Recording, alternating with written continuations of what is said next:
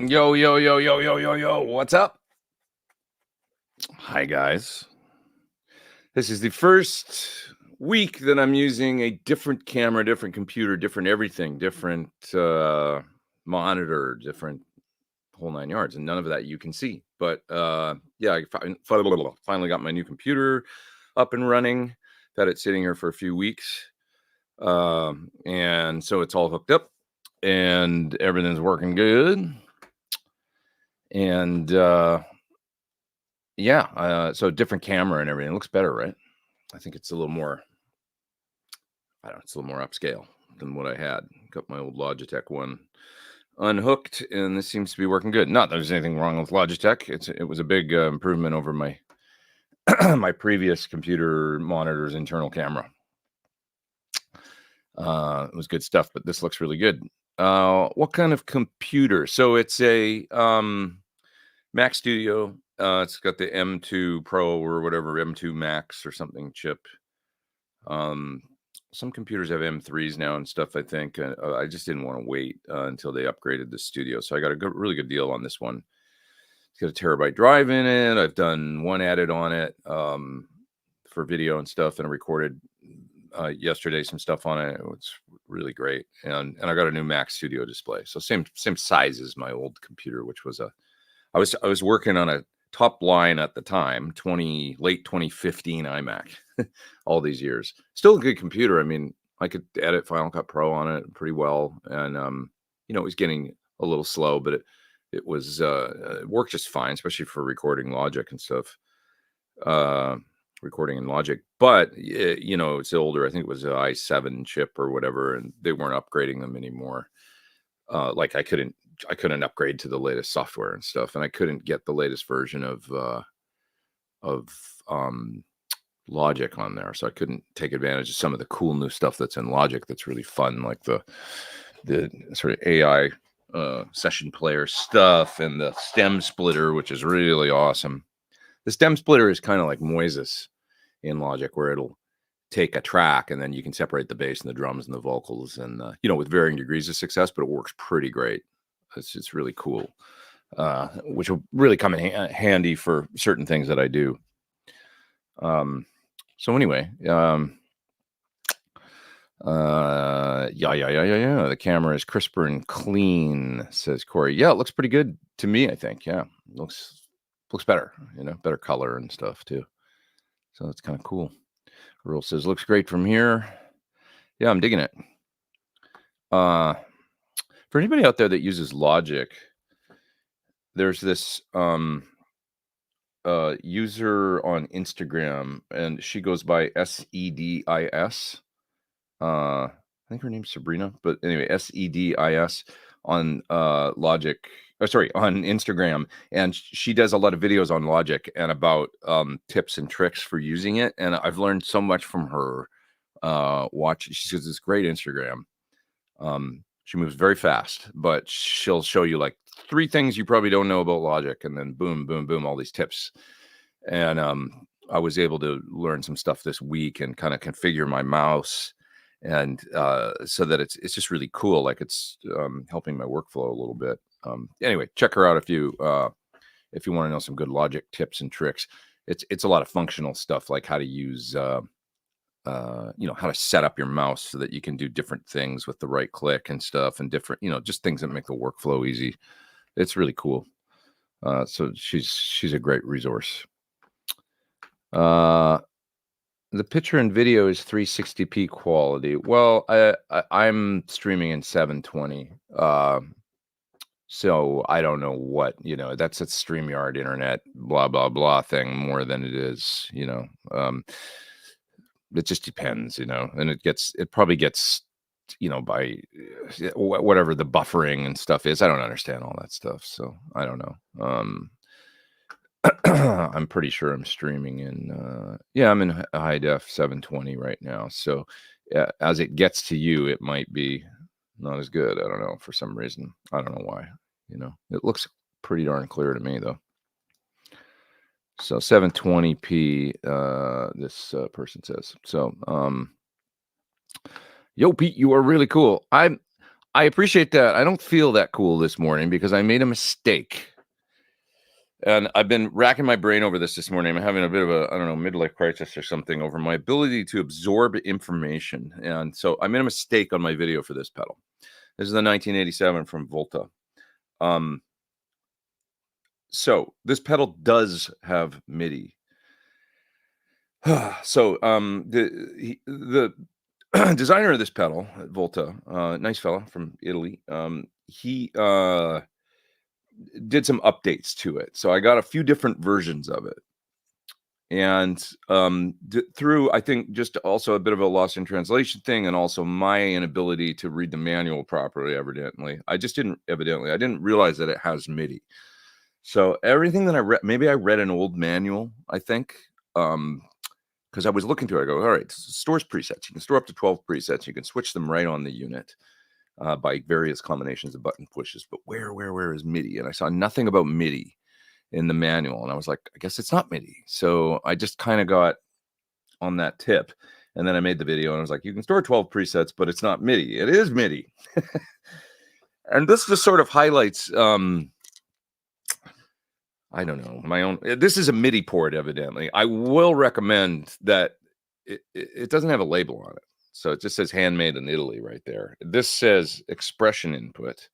And then there is this other jack over here, nothing.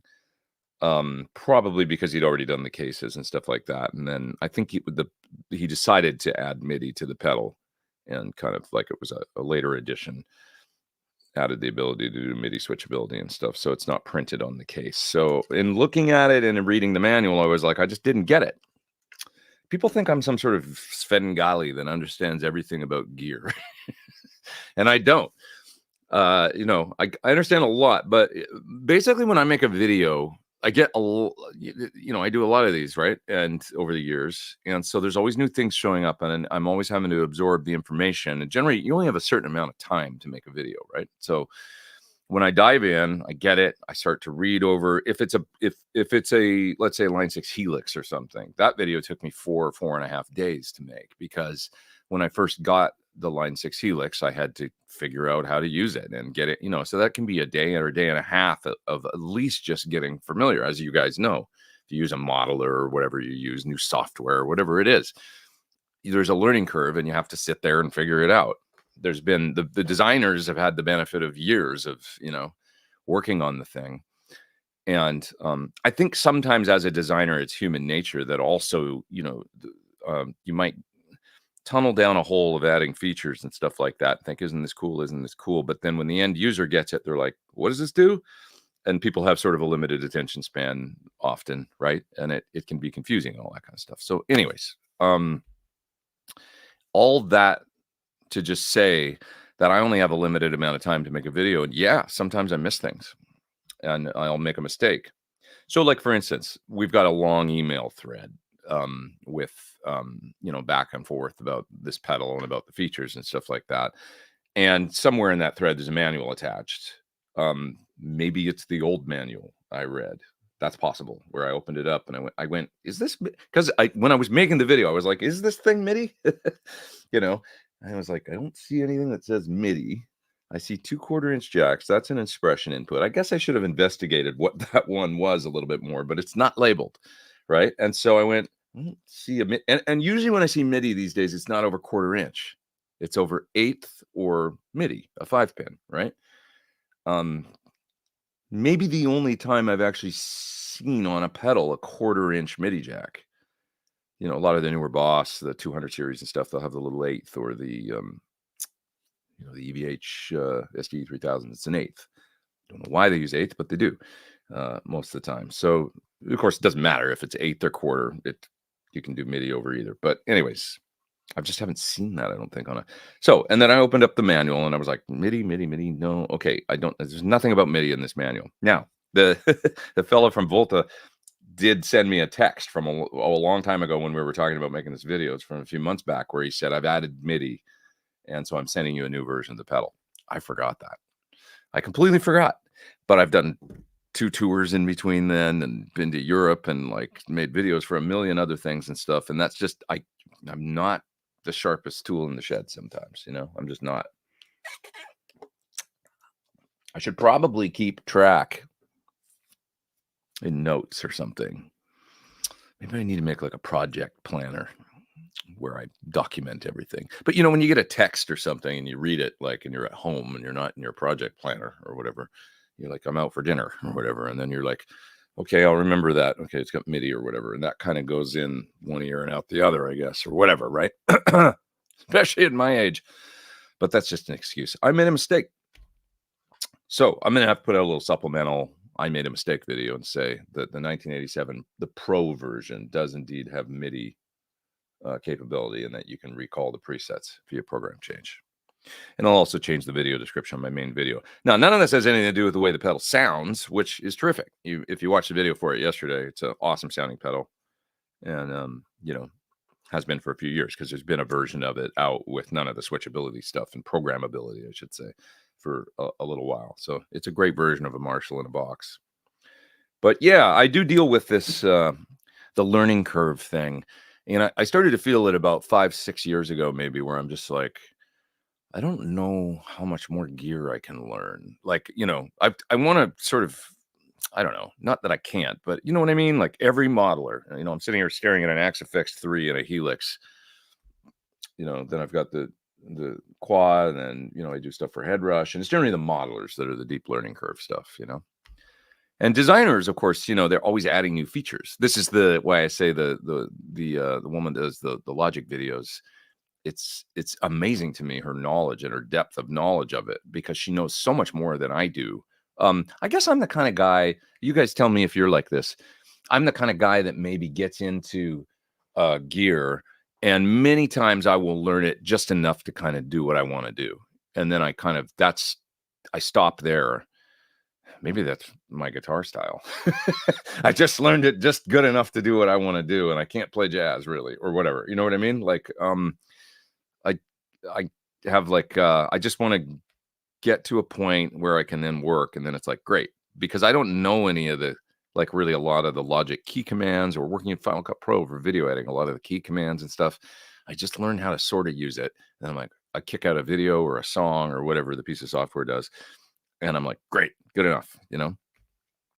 It's why there's these guys like, who's the fellow from Fractal, Cooper Carter, I think, and he does, or Matt, you know, who's one of the head dudes at Fractal, and he will literally fly out and help people set up their Fractal rigs, because he is the master of the XFX. He knows every single thing about the XFX and how to get into it super deep.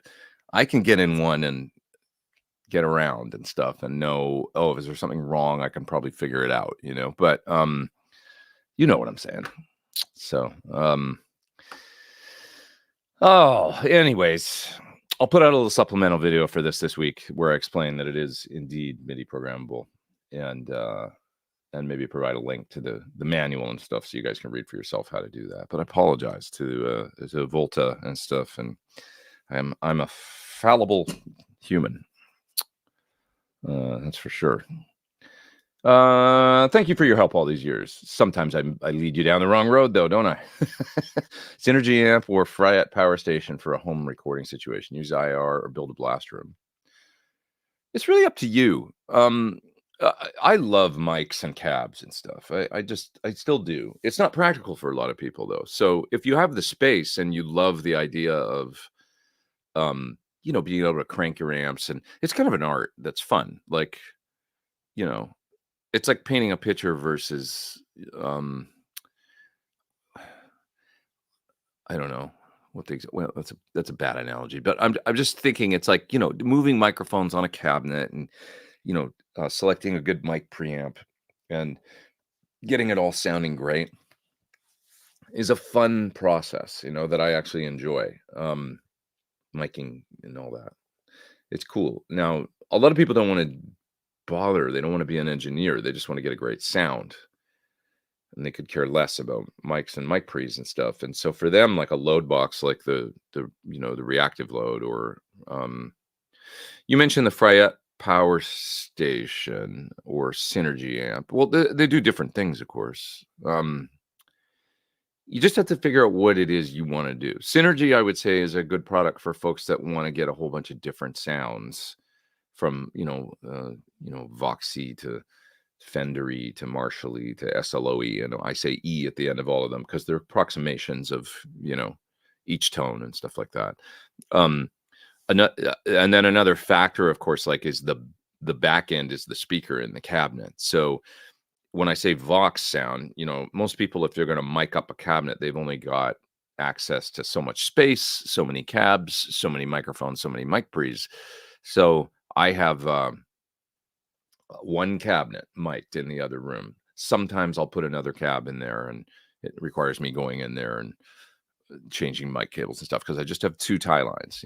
I know people like Tim Pierce has got a lot of mic tie lines and 2 different cabinets with different speakers and stuff like that, all hooked up in his scene now. I don't have that. I just have the one. It's a great cabinet, but obviously it's greenbacks in a 412. Really great, but it's that one sound. So you have to consider, like, when you say, synergy, will you be okay with all the and miking? Will you be okay with depending on the, maybe you built some super deluxe situation, but you're probably going to have one cab, right? Most people do in a home studio that's mic'd. If you can afford to do more than that and hook up a few, amazing, and run like 6 tie lines or whatever to microphones, that'd be killer. But I'm just saying this, when you're considering something like synergy, just consider also the miking and all that, because this brings me around to maybe you want to do IRs for multiple cab sounds. Even something like an aux has you can get a 410 open back that sounds great. You can get a 212 Vox style with blues in it that sounds great. You can do 412s that sound really good, and you can do them instantly and on the fly and store things as presets. You get different sounds. And so ask yourself what kind of person you are and like how into the art of miking you are, how much space you have, how much tolerance for volume you have. And also, it's going to cost some money for mic pre's, microphones, running the lines and all that stuff. If you're the type of person that enjoys that sort of thing, though, some people want to take their car to the mechanic. Other people like working on them. You know what I mean? And so it just depends on the type of person you are, I guess, and exactly what you're trying to accomplish. Yeah. There's Arthur. What's up, man? The man that takes great photos. Absolutely nothing about Logic. I know next to nothing. No, I guess I know enough to be dangerous. I mean, I made a couple records on it and stuff. I should know something. I've been using it for 20 years, but this is interesting. Nimbrini plugins are currently on sale. Great for Logic. Yeah, very, very good amplifier plugins as well as other things. Really, really great. I agree. Thoughts on Fractal FM3 versus individual pedals, especially Strum and Volante? Felt inspired by your parallel mixing, wondering if the FM3 plus a wetter box could be the ultimate minimalist professional. That'd be cool. You do all the effects with something like an FM3 for sure, and just use it for delay and reverb and stuff, and yeah, run it kill dry, 100% wet. It'd be really cool. It's deep. So it's a lot of unit, it'd be cool though, for sure, for that. Kind of what Steve Vai does, and Axe Effects for effects only, right? With amps. And yeah, I guess a wetter box will work. You only, wetter box, or there's the RJM that I'm using. This little guy. I can show it to you for a parallel mixer. That's a really, really good little. See it right there in the corner? Why am I sticking it right in front of the camera? This thing. That's a little parallel mixer that I've got 2 effects hooked up to. I've got the Dig and the Illumine running parallel.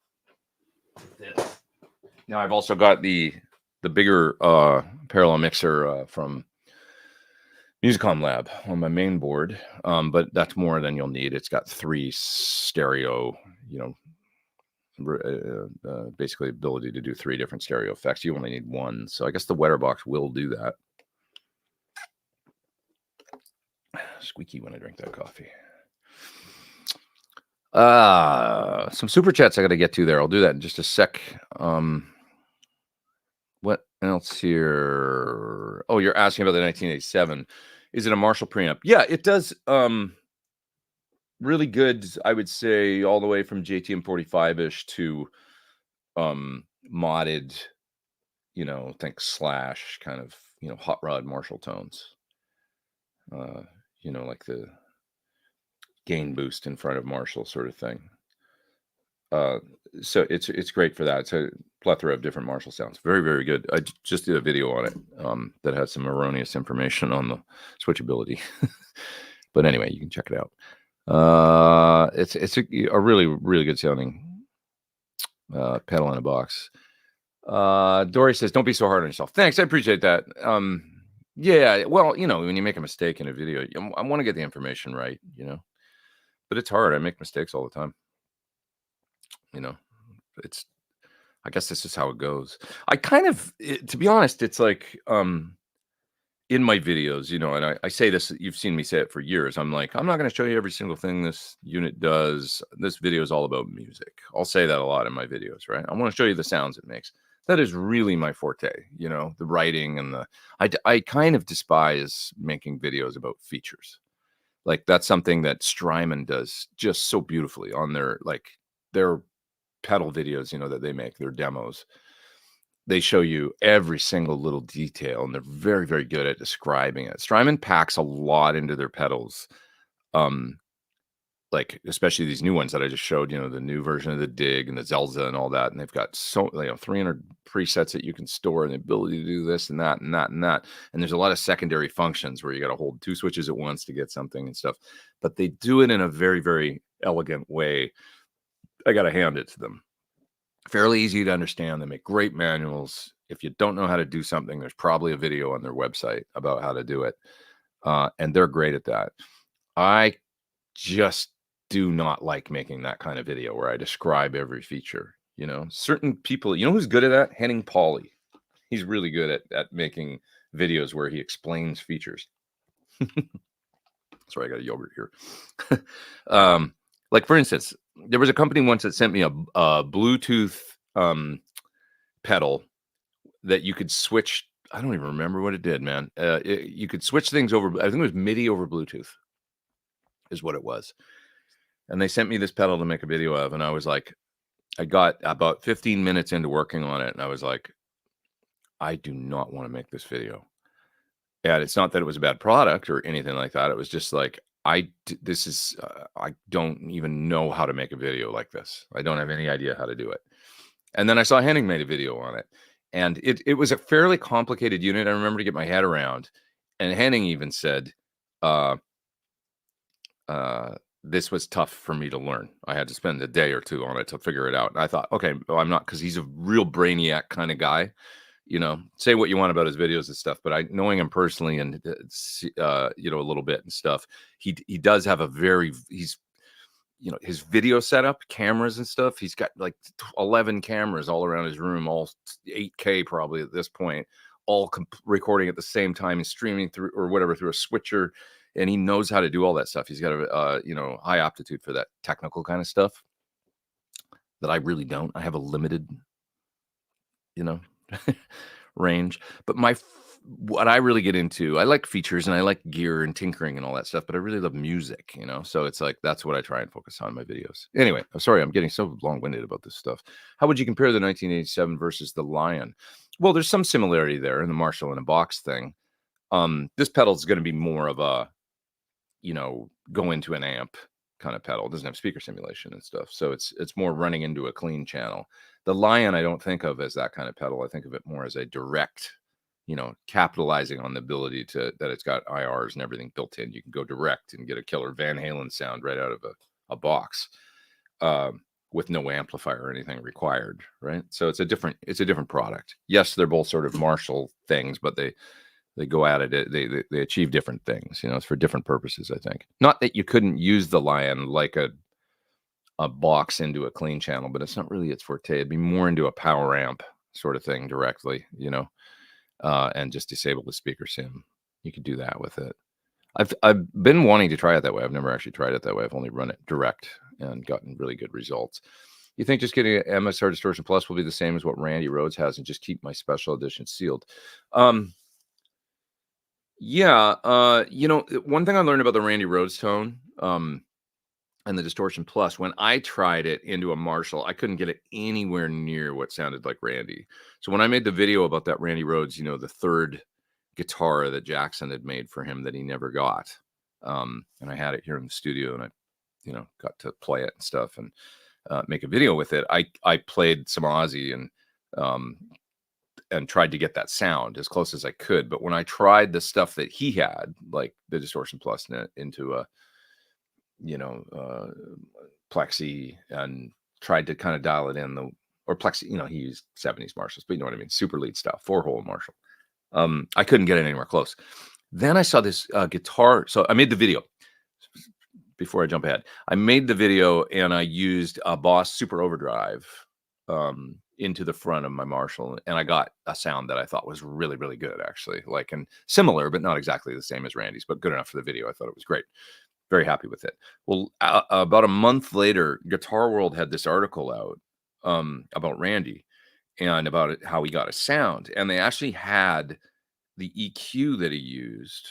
Was it an MXR EQ? I can't remember what kind of EQ. It might have been MXR, but anyway, and they showed the curve that he used, and I tried it with the Distortion Plus. I thought that looks really pretty radical, like the curve on the EQ. Let me try that.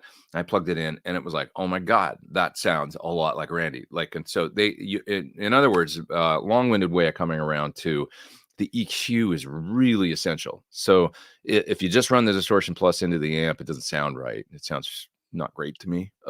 But with the EQ, there it is, and so just take that into account. I think you're more asking, should you use a regular old Distortion Plus? And I use your special edition one. Go ahead and use it. It's gear. I would, don't keep it for like value or something like that. I wouldn't. I would just use it. That's how I roll with stuff like that. But so Alex Van Halen's new book also comes in audio narrated by Alex himself, and there is an unreleased song by Alex and Eddie called Unfinished, probably an instrumental. Yeah. Can't wait to hear that. I read that the other day, and fascinating. I really look forward to getting the book and checking it out. See, I think it's going to be really great. Alex, always kind of the guy we didn't hear that much from, and obviously he was kind of the man. I mean, Eddie was at least that was always my impression was, well, they were inseparable, I think, in many ways, but yeah, fascinating to be able to hear his take on things and stuff. I really look forward to it. So should be really good. Christian says you've kind of been pretty busy. I'd cut yourself a break. Yeah, sometimes it's my life or whatever. I'm jumping from one thing to the next, day to day to day to day to day, and you got to kind of then get your brain into the headspace of whatever the thing is that you're doing. In the next 3 days, I'm going to put out 3 videos. I think it's a lot. It's like ever since I got back, there's a few deadlines and things for some neat stuff coming this week. But so each day is a new, okay, let's get in this headspace. Let's get in this headspace. Let's get in this headspace. And maybe it's a lot, like when you're just making an independent video about something it is, some pedals are very easy to understand. Other ones are, you get the sense the designer really went down the rabbit hole of like adding features and wanting things to do this, wanting things to do that. And Kevin Sir is a guy that comes up with he's a very big brain. He comes up with a lot of ideas. And when he'll be like, hey, I've decided, I think I want to add this to this new thing that I'm working on, and this feature, and then you can do this with it. And I'll start to glaze over a little bit sometimes, just because he's got a lot of amazing ideas, and he's very, very, very smart. And then I'm just a little bit more once again, I sometimes scratch the surface with my own gear and just use it only as much as to get to the point where I can do what I want to do with it, So it just depends on what kind of person you are, I guess. There's all sort of different levels of people out there that can handle different things. Kevin comes up with a lot of great ideas. Like for the PT-15, I think the headphone amp was his idea. I'm just looking at it right now. And he comes up with, hey, what would you think about adding this to, if it's something that I'm working on for the company.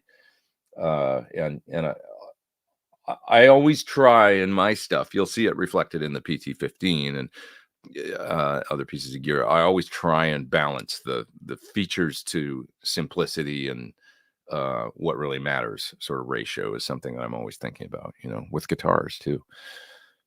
I want it to be easy to understand, because I like to think that probably most people out there are what's this, or like me. No, I don't know. Or, you know what I mean? Like somewhere in the middle is what I'm saying. I think I'm somewhere in the middle. I'm not a total, knucklehead, but I'm not really brilliant when it comes to, tons of features either. I wish MIDI ports turned into USB ports. That would be nice and neat. MIDI over USB is interesting. There are some that do that. I think USB creates some grounding issues sometimes. That's one thing I've noticed. I don't know if that would matter in a, switcher MIDI sort of context, but it does create some, like in other words, when I don't know if you guys have noticed this, but if you've got switcher on your board, like my Musicom, or certain like I think even the Eventide does this. Don't quote me on this, because I don't want to say it creates a problem that it doesn't. But I think sometimes when I hook up my H90 to edit to my computer, I'll get a ground loop. So when I'm playing with gain and stuff, it's like there's a buzz there, and it's actually psyched me out sometimes, because I'm like, where is this ground loop coming from? I'm like, oh yeah, I've got the thing hooked up to the editor. You know what I mean? As soon as I pull the MIDI cable, it goes away. So that's one thing. But I don't know. That might be an issue or might not be an issue. But yeah. Yeah. I have a picture of your setup. It looks like you know everything about gear. I know a little bit. Well, at least like to learn what I use decently enough to know. I guess I do know my own rigs, like my own pedal board, and like when there's a problem is when it all comes down. Like, how well do you know it? How fast can you troubleshoot? This is going wrong. What could that be? It's probably this cable that's plugged in right here. You know what I mean? Practical knowledge. Yeah. I feel the same way with a new pedal I got. The controls and saving presets are so confusing. Yeah, it can be. Like I say with Strymon, they've got this ability now in their small format pedals to store 300 presets. You have to do a certain button push though, and put it in MIDI capture mode, and then you send it a preset. You send it a program change by like, your switcher or whatever. Say you've got your switcher set on MIDI channel 3 to send to the Strymon or whatever, and you're going to send program change 12. Well, you push that program change in the switcher when it's in capture mode. Now, every time you go to program change 12, it'll go to that sound. But there's no readout, obviously, on the pedal. So there's a measure of a layer of trust in there, I guess, that you're just putting in the thing that, is that the sound I stored? But yeah, that's how it works. I can barely figure out what MIDI cable I need to go from external MIDI clock to a looper and a delay. I'm an idiot. Well, I mean, that's a more complicated thing that you're doing right there than a lot of people, than me. Loopers, I find, double tap this to erase, push this to record, do this to stop, do this to reverse. It's like loopers have a learning curve that drives me crazy sometimes, because I'm not really a looper guy. Sorry, I haven't gotten any of those super chats. I'm going to do it right now. Let's see. I don't have any pedals with a 1/4-inch MIDI connection. Interesting. Yeah, I guess he chose to do that. Neo series pedals from Alexander have the 1/4-inch MIDI. Interesting. I'm super far back in the chat, so I'm going to go down and catch some of these super chats. And if you ask something and I'm missing it, please ask me again. Volta says, you're great. Thanks for clarifying the MIDI function and for your honesty. It's just great. Hey, I appreciate it. Thanks, man. I'm sorry for the confusion. I know you're just trying to do a great thing, and I try and see all sides of it. You're just trying to, and you're a smaller company, and you're doing a lot on your own. So I appreciate it. But anyway, great pedal. It's MIDI. My only suggestion will be write MIDI on it, even if you got to do a post-it, or what are they called? A P-Touch label on the ones, just so people know, because I guess I'm an idiot. But anyways, appreciate you. Your Thornbuckler should come with an addiction warning. I've just bought my 3rd. That's awesome. What kind did you get? Did you get the regular one, or the Plus, or the Thornbuckler 2? I wonder. Yeah. Have you checked out the new Universal Audio Anti 1992? I haven't tried that one. They haven't hit me up about that one. I think, I think they like to approach different players for different things. I did some stuff with them on the Lion. I did that video with Sweetwater and them and Blue Saraceno and James Santiago and where we were out at Sound City. And yeah, so I did that, and then they probably just want to get some different guys for like real metal guys for that one. But if they asked me to do it, I'd be happy to do it. Okay, what else we got here? I was watching some of your shows with Chris, and I thought the band was great. Yeah, it was a really good band. I mean, we all complimented one another. Corey's an amazing bass player. Jason did a great job on the drums. Yogi had his own thing. Yogi and me had a nice relationship, symbiotic on guitar, because he was so sort of looser and jazzy and Hendrixy in some ways, and I was a little more structured and tight, in my approach to the guitar, especially back then. So that worked well. Like I've always said, if there was two Yogis, it wouldn't have worked as well, or if there was two of me, it wouldn't have worked as well. It was good that we had the two of us. So, and we traveled like a band, we lived like a band, we hung like a band, we fought like a band, and we had fun like a band. So it really was a band. And it was some of my favorite memories, and touring and just terrific. So miss those guys, and of course I miss Chris every day. Thoughtful answer from a legendary dude. Thank you, man. I appreciate that. Thanks, Drew. Thanks for the super chat. And Edbert, thanks, Pete, for doing live every week. Is there any song that helped you in legato? Been working on it with my left hand lately and trying to make it as fun as possible. I would say some Satriani. He's a really good legato player. You might just investigate some of his solos and stuff. Like maybe Always With Me, Always With You, some of the... I think there's some of his legato stuff in that. Anything else that I can think of? Legato. Trying to think if there's like a solo in particular or something I can think of, but nothing else is coming to mind. I mean, Joe comes to mind as being there's a lot of legato in his playing. He's great at picking too, but yeah. Paul says, smash the like. Appreciate that, Paul. Please do. Yeah, Edward, I would say if I can think of anything else, I would just say it's picked, but it's a great exercise. Thunderstruck by AC/DC, doing the ascending thing up the second string, ascending and descending thing. It's great because it's a good left hand workout, even though you could just play it legato and that would be a good workout, just mute and try and do it legato with a metronome, and it'll be a real finger exerciser, and then try and play it picking, because that's equally, good for the picking. It's not super fast, but it moves around a lot, and it's about stamina. As with a lot of AC/DC, there's a stamina factor. Whether you're Malcolm banging away on chords for, or drums in AC/DC. I remember talking to my buddy Matt, who plays drums with him now, and he was mentioning that one of the songs that he auditioned on was Let There Be Rock, which is just 5 minutes of Let There Be Rock,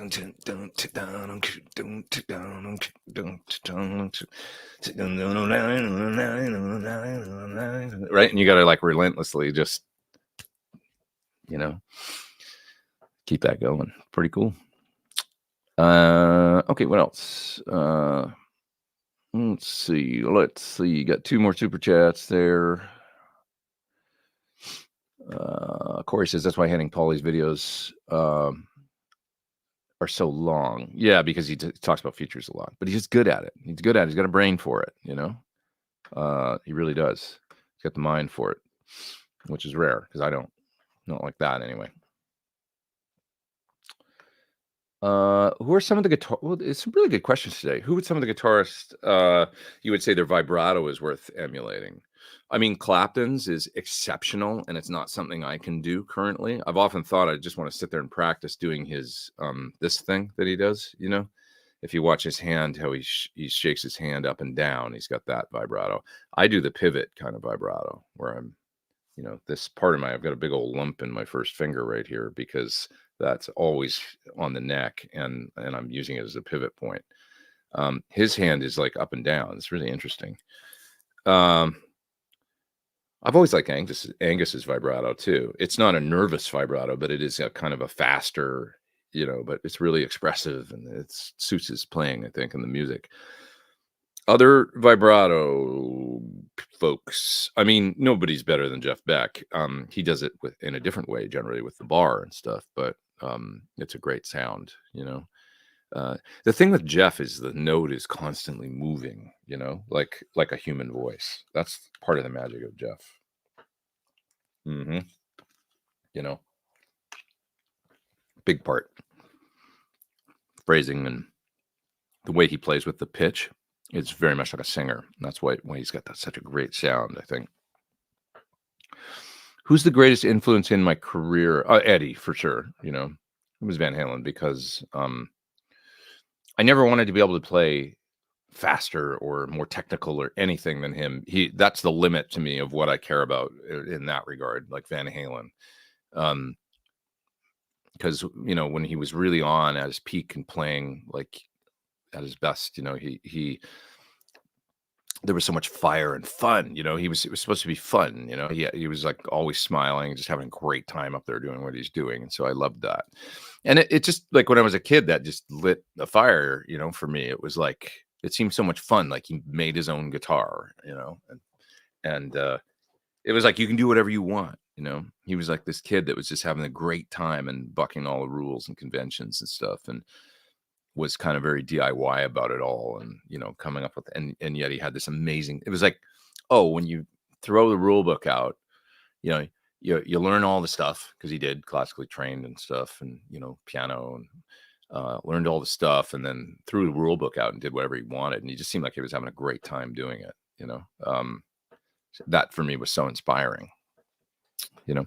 So it seemed like so much fun. So nobody had a better time, you know. It was like the anticipation of going to a Van Halen show, it was like going to the Church of Fun, you know. Like, I don't know how to describe it any other way, but like going there when the lights came down and, are you ready? You know, Van Halen, you know, and they come out and Dave's like does the kick off the drum riser or whatever, and Eddie's like, you know, and he's got no shirt on. He's like in some striped pants or something with that crazy guitar and doing his leg kicks. And oops, I got excited and hit my camera. You know what I mean? Like, but that's what it was like. It was so exciting, like, and fun. It was just like, that feeling was, I think that's why people gave Van Halen so much guff in later years for not doing more, you know, because they just, in a way, it was not a backhanded compliment, but in a way it was a real compliment, because it was just like, give us more of that. We want to feel that way again, you know. But it was youth, you know. Van Halen was kind of in many ways, I think, a young man sort of game, you know. Sammy's contradicting that out right now doing this tour, but you know what I mean? It's like, it was and they're doing a brilliant job. I mean, Michael, man, geez, he's singing. Michael's as great as he ever was, you know. It's like, he just, I don't know, he's the epitome of, like, you know, the playing the long game or something. Michael Anthony, you know, he's just killing it. Absolutely great, you know. It's all there. But in many ways, I think it was kind of a young man's game, you know, that band and stuff. And so people were like, oh, we just want to feel like, because they were like, we want to feel like we did when we were young. It's kind of what, you know, that magic time. And you want to bottle that and experience it again, you know, which is what a lot of legacy rock shows are, I guess. You know, that's part of what you're doing. And that's what we do in classic rock show when people come see us. You know, the best compliment I ever got, I still remember an old guy coming up at the meet and greet after and saying, I'm 75 years old and you made me feel like I was 25 tonight. You know, I loved that. It was an unexpected thing about doing that gig, because the audience is older, you know.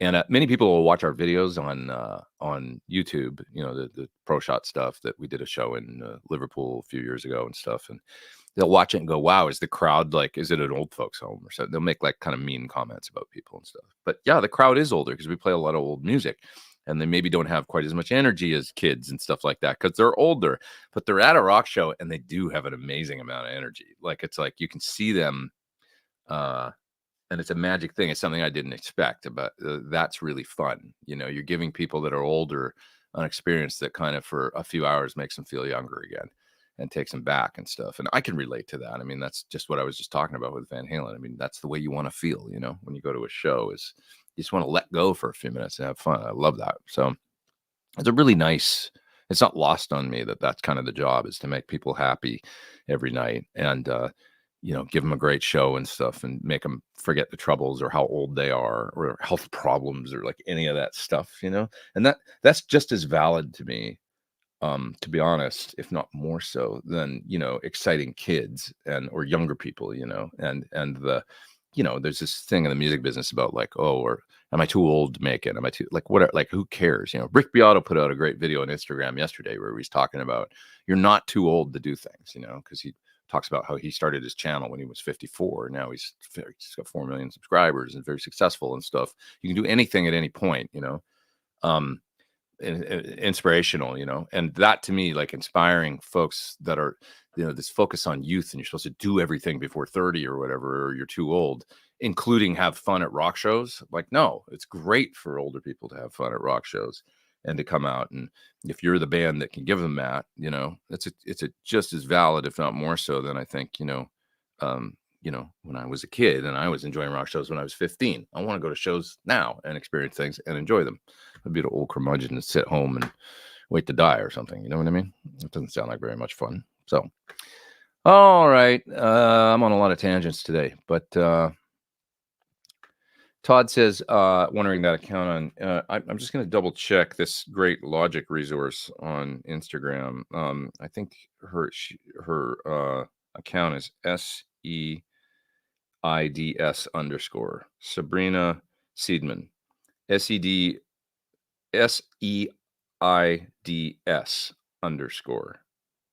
So, check her, many great videos on there about Logic. She's a go-getter.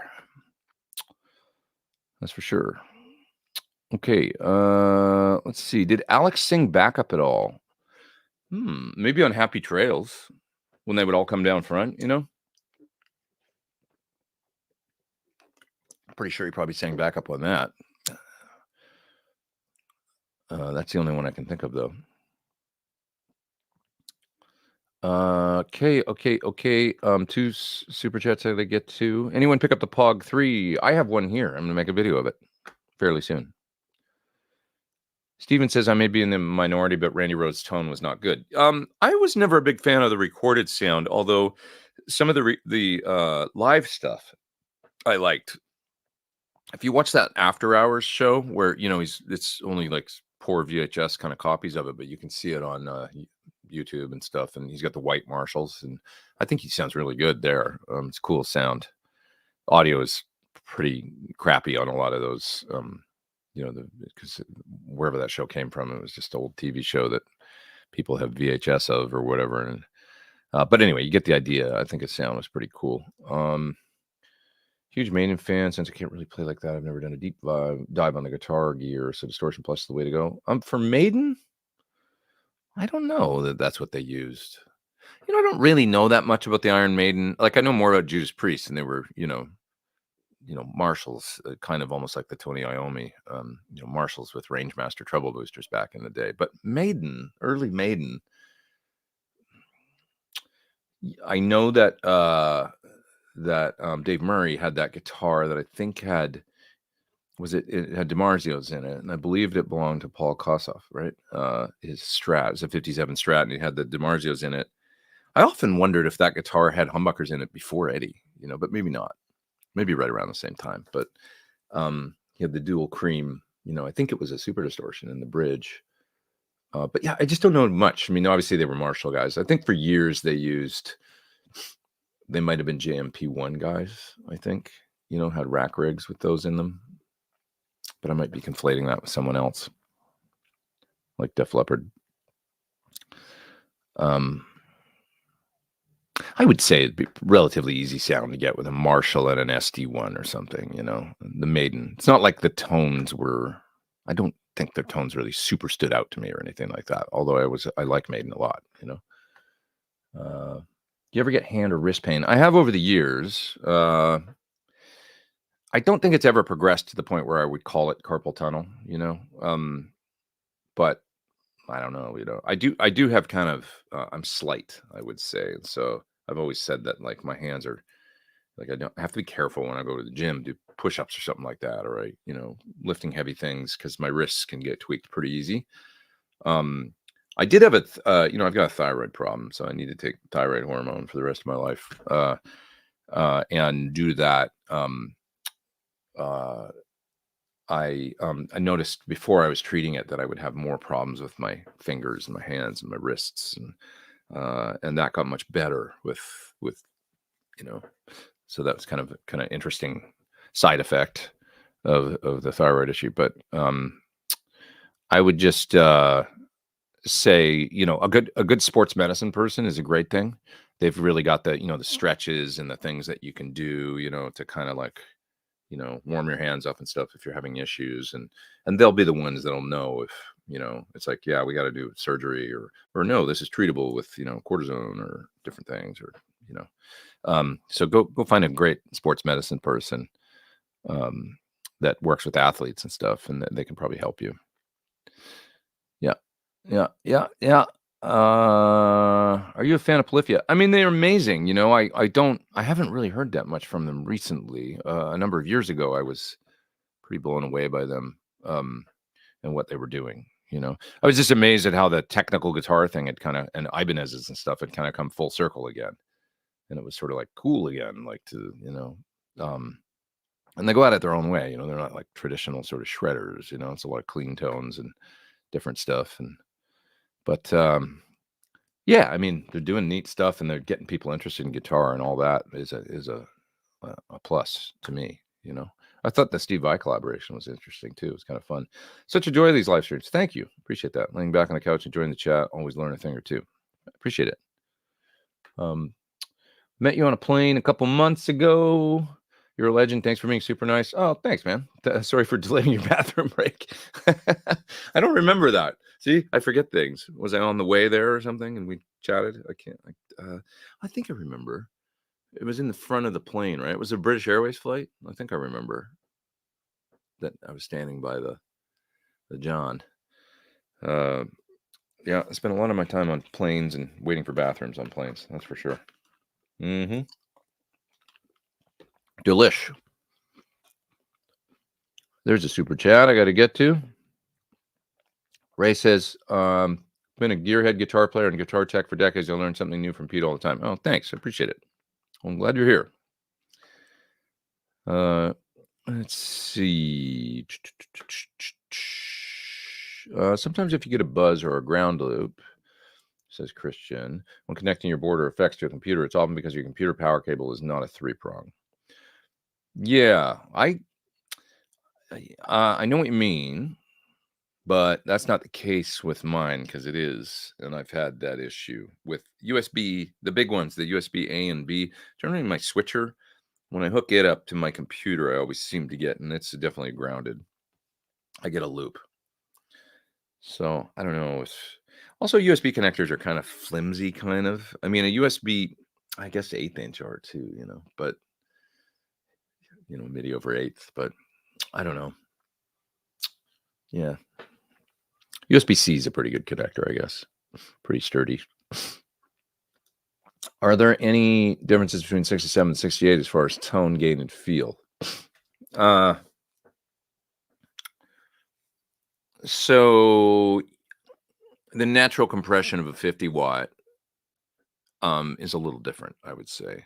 They're very similar, but I generally find 50s have a more compact sound or something, and 100 is a little bit more dynamic, bold, Like they're a little more, when I think of it in my mind, it's like boldness versus slightly more compressed and a slightly more compact sound. Very, very, very similar and complementary, and you could be happy with either. But yeah, I know what you're saying. You could just turn down the, well, it's kind of why I just have an SL68, I guess, you know. Um, I sort of generally, I guess I prefer 100-watt amps, if they're a 4-hole Marshall. You know, if it's a, like if it's an amp you're turning, as Ingve says, linear gain throughout the amp, I sort of like the hundreds. There's something bold because they're going to compress anyway and collapse and do their thing. But I like just the overall sort of girthy, bold, brawny tone of 100. I have a 50, you know, up there. That's a 50-watt 72 JMP. Great sounding amp. If I can only keep one, it'd probably be the SL68, I think, though, you know, because it does the 100 thing, and I can get the volume, you know. That's not like that amp's not loud. It is, you know. I took it to a gig once and used it with no attenuator, and that was a bit of a problem. Only once did I do that. It was a great sound, but it was a little loud for the keyboard player. My buddy Lauren, he was like, "Is there any way you could come down a little bit?" And I was like, and he goes like, so it's just sort of an ongoing problem then. That's Lauren's sense of humor. He's a funny cat. He is a funny cat. Where is the super chat? There it is, that I've been not getting to. The fuzz I've tried seem great with single coil P90s, but not humbuckers.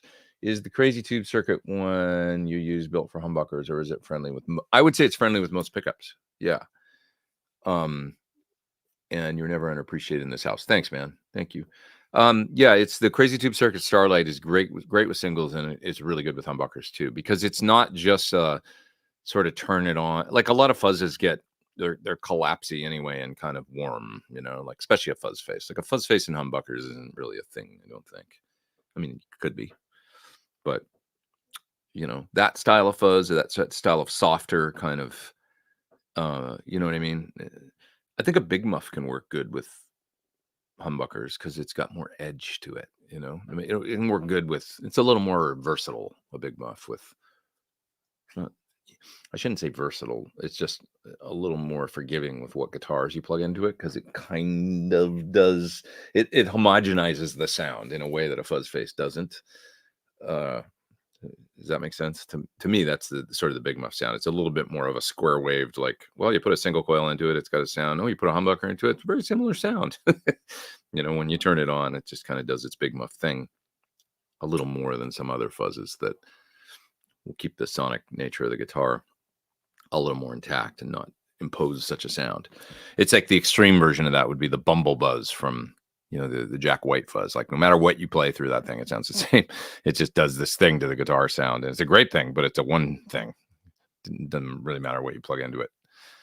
Could be a gold foil pickup, or it could be a super distortion. It's going to be a similar sound probably that comes out. So with the Starlight, I think it's quite, you know, because it can almost be like an overdrive at low gain. You would mistake it for one very easily. You know, it's got a wide gain range. So, yeah. Okay. What else? Thornbucker Plus for HSS Strat. Great choice.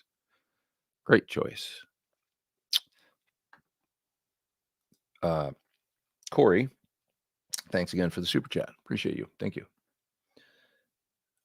Braxall says, I wish UA would fix the Bluetooth connection and add MIDI. Why will they not fix it? Is there an issue? I don't know. See, that's something I don't know about. You're teaching me problems I don't know about. Okay. Let's see here. Let's see.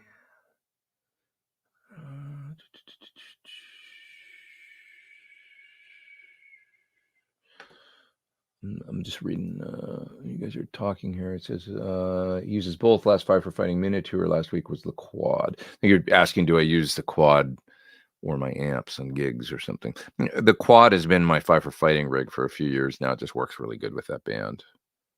I don't know about you guys, but when I go to do a gig, like, if, let's say you join a new band, or, you're going into a new year of touring, or whatever it is that you're doing, I kind of pick out a rig and go, let's see if this works. And it generally will, it's like, use a pedal board and this amp for this gig, or I'll use this pedal board and this amp for this gig, or maybe I'll go modeling on this gig because that seems to make sense.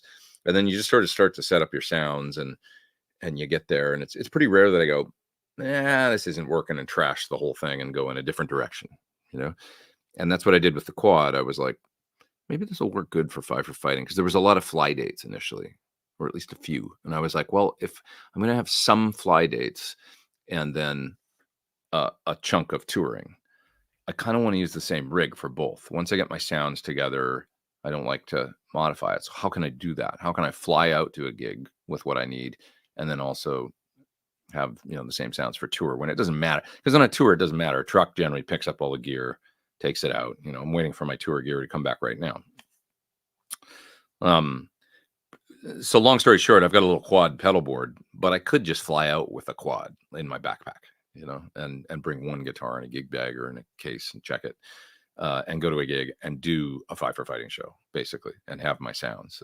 And I remember now that there was a couple one-offs, and I had to take those into consideration. That was a big part of why I decided to go the modeling quad route on the gig. And then once I made the sounds and the presets and got all my song titles and everything, it was just like, well, this is my rig for this band. It works great. So, yeah. It's nice for that band too, because of the volume. John doesn't like it to be, he doesn't like it super quiet. He actually likes, there's a significant amount of guitar on stage, but enough for me, that's for sure. But doesn't want it really loud, is the other thing. So certain amps I would have to, bring an attenuator and all that business and do like whatever. Just like, Okay. What else we got here? When a guy shows up at an open jam with a Zach Wild guitar, exactly what a vibrato is going to be. Zach's got a unique vibrato. Aggressive, over a whole step. Ethel Merman style. I like Zach. Zach's, man, I'll tell you this. I've met him a few times. He's been very nice to me, very complimentary, and really kind. And as a guy, I like him. At least the little exposure I've had to him. Seems pretty down to earth, and like a nice guy to talk to. So, legato, drop dead legs like Holdsworth Light. Yeah, it is. Crazy lines, yet so catchy. It is really cool. That one ascending, that one lick and drop dead legs, so cool. Super legato. Gary Moore's vibrato was insane. Yeah, John Sykes too, man. Thought of the Lizzie. I think you had to have good vibrato to play in Thin Lizzy, for sure. Yeah.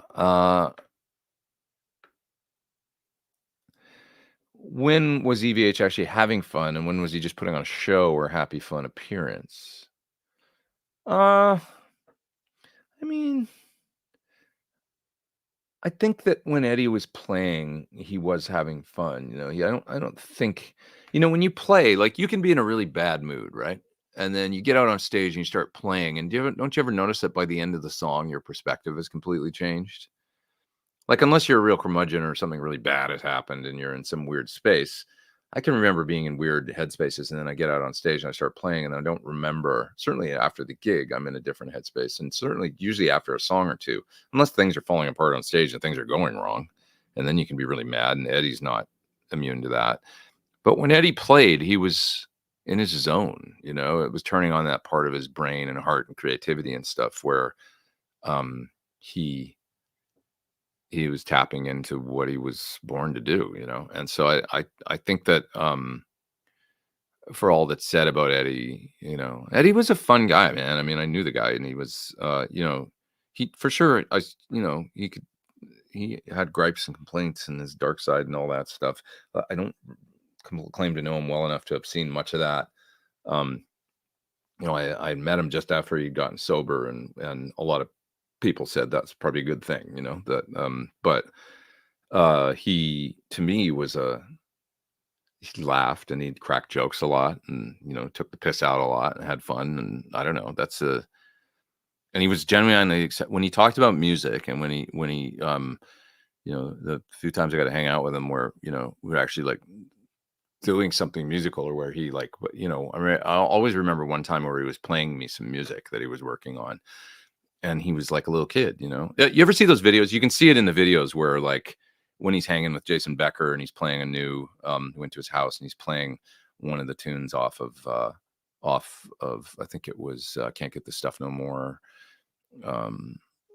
He's playing it he's showing him the song, like, and he's like, and then it goes like this, and then it goes here, and then it does that, that kind of thing. And you can see those videos of him in 5150 doing that sometimes where he's describing a song to somebody. And then it's almost like Jack White doing the, when he's describing the song in School of Rock and he's like acting it out, that's Eddie, that he would do that. And he'd be like, then it's going to go here. And then I thought of doing this. And then it was like, when he was in music, it was, so yeah, actually, it's kind of a cynical comment you made, but I think that was my answer to it. Is that he was pretty pure in the heart, like a little kid, like he was an artist, and when he was doing art, he was doing art. I don't think he phoned it in a lot or anything like that. I don't think he knew how, to do that when he was playing. It was only when there were some dark days where he was obviously going through stuff and on stage was maybe not so fun then and stuff, but that was when he'd crossed over the, jumped the shark or whatever a little bit with the, and then that was when he had to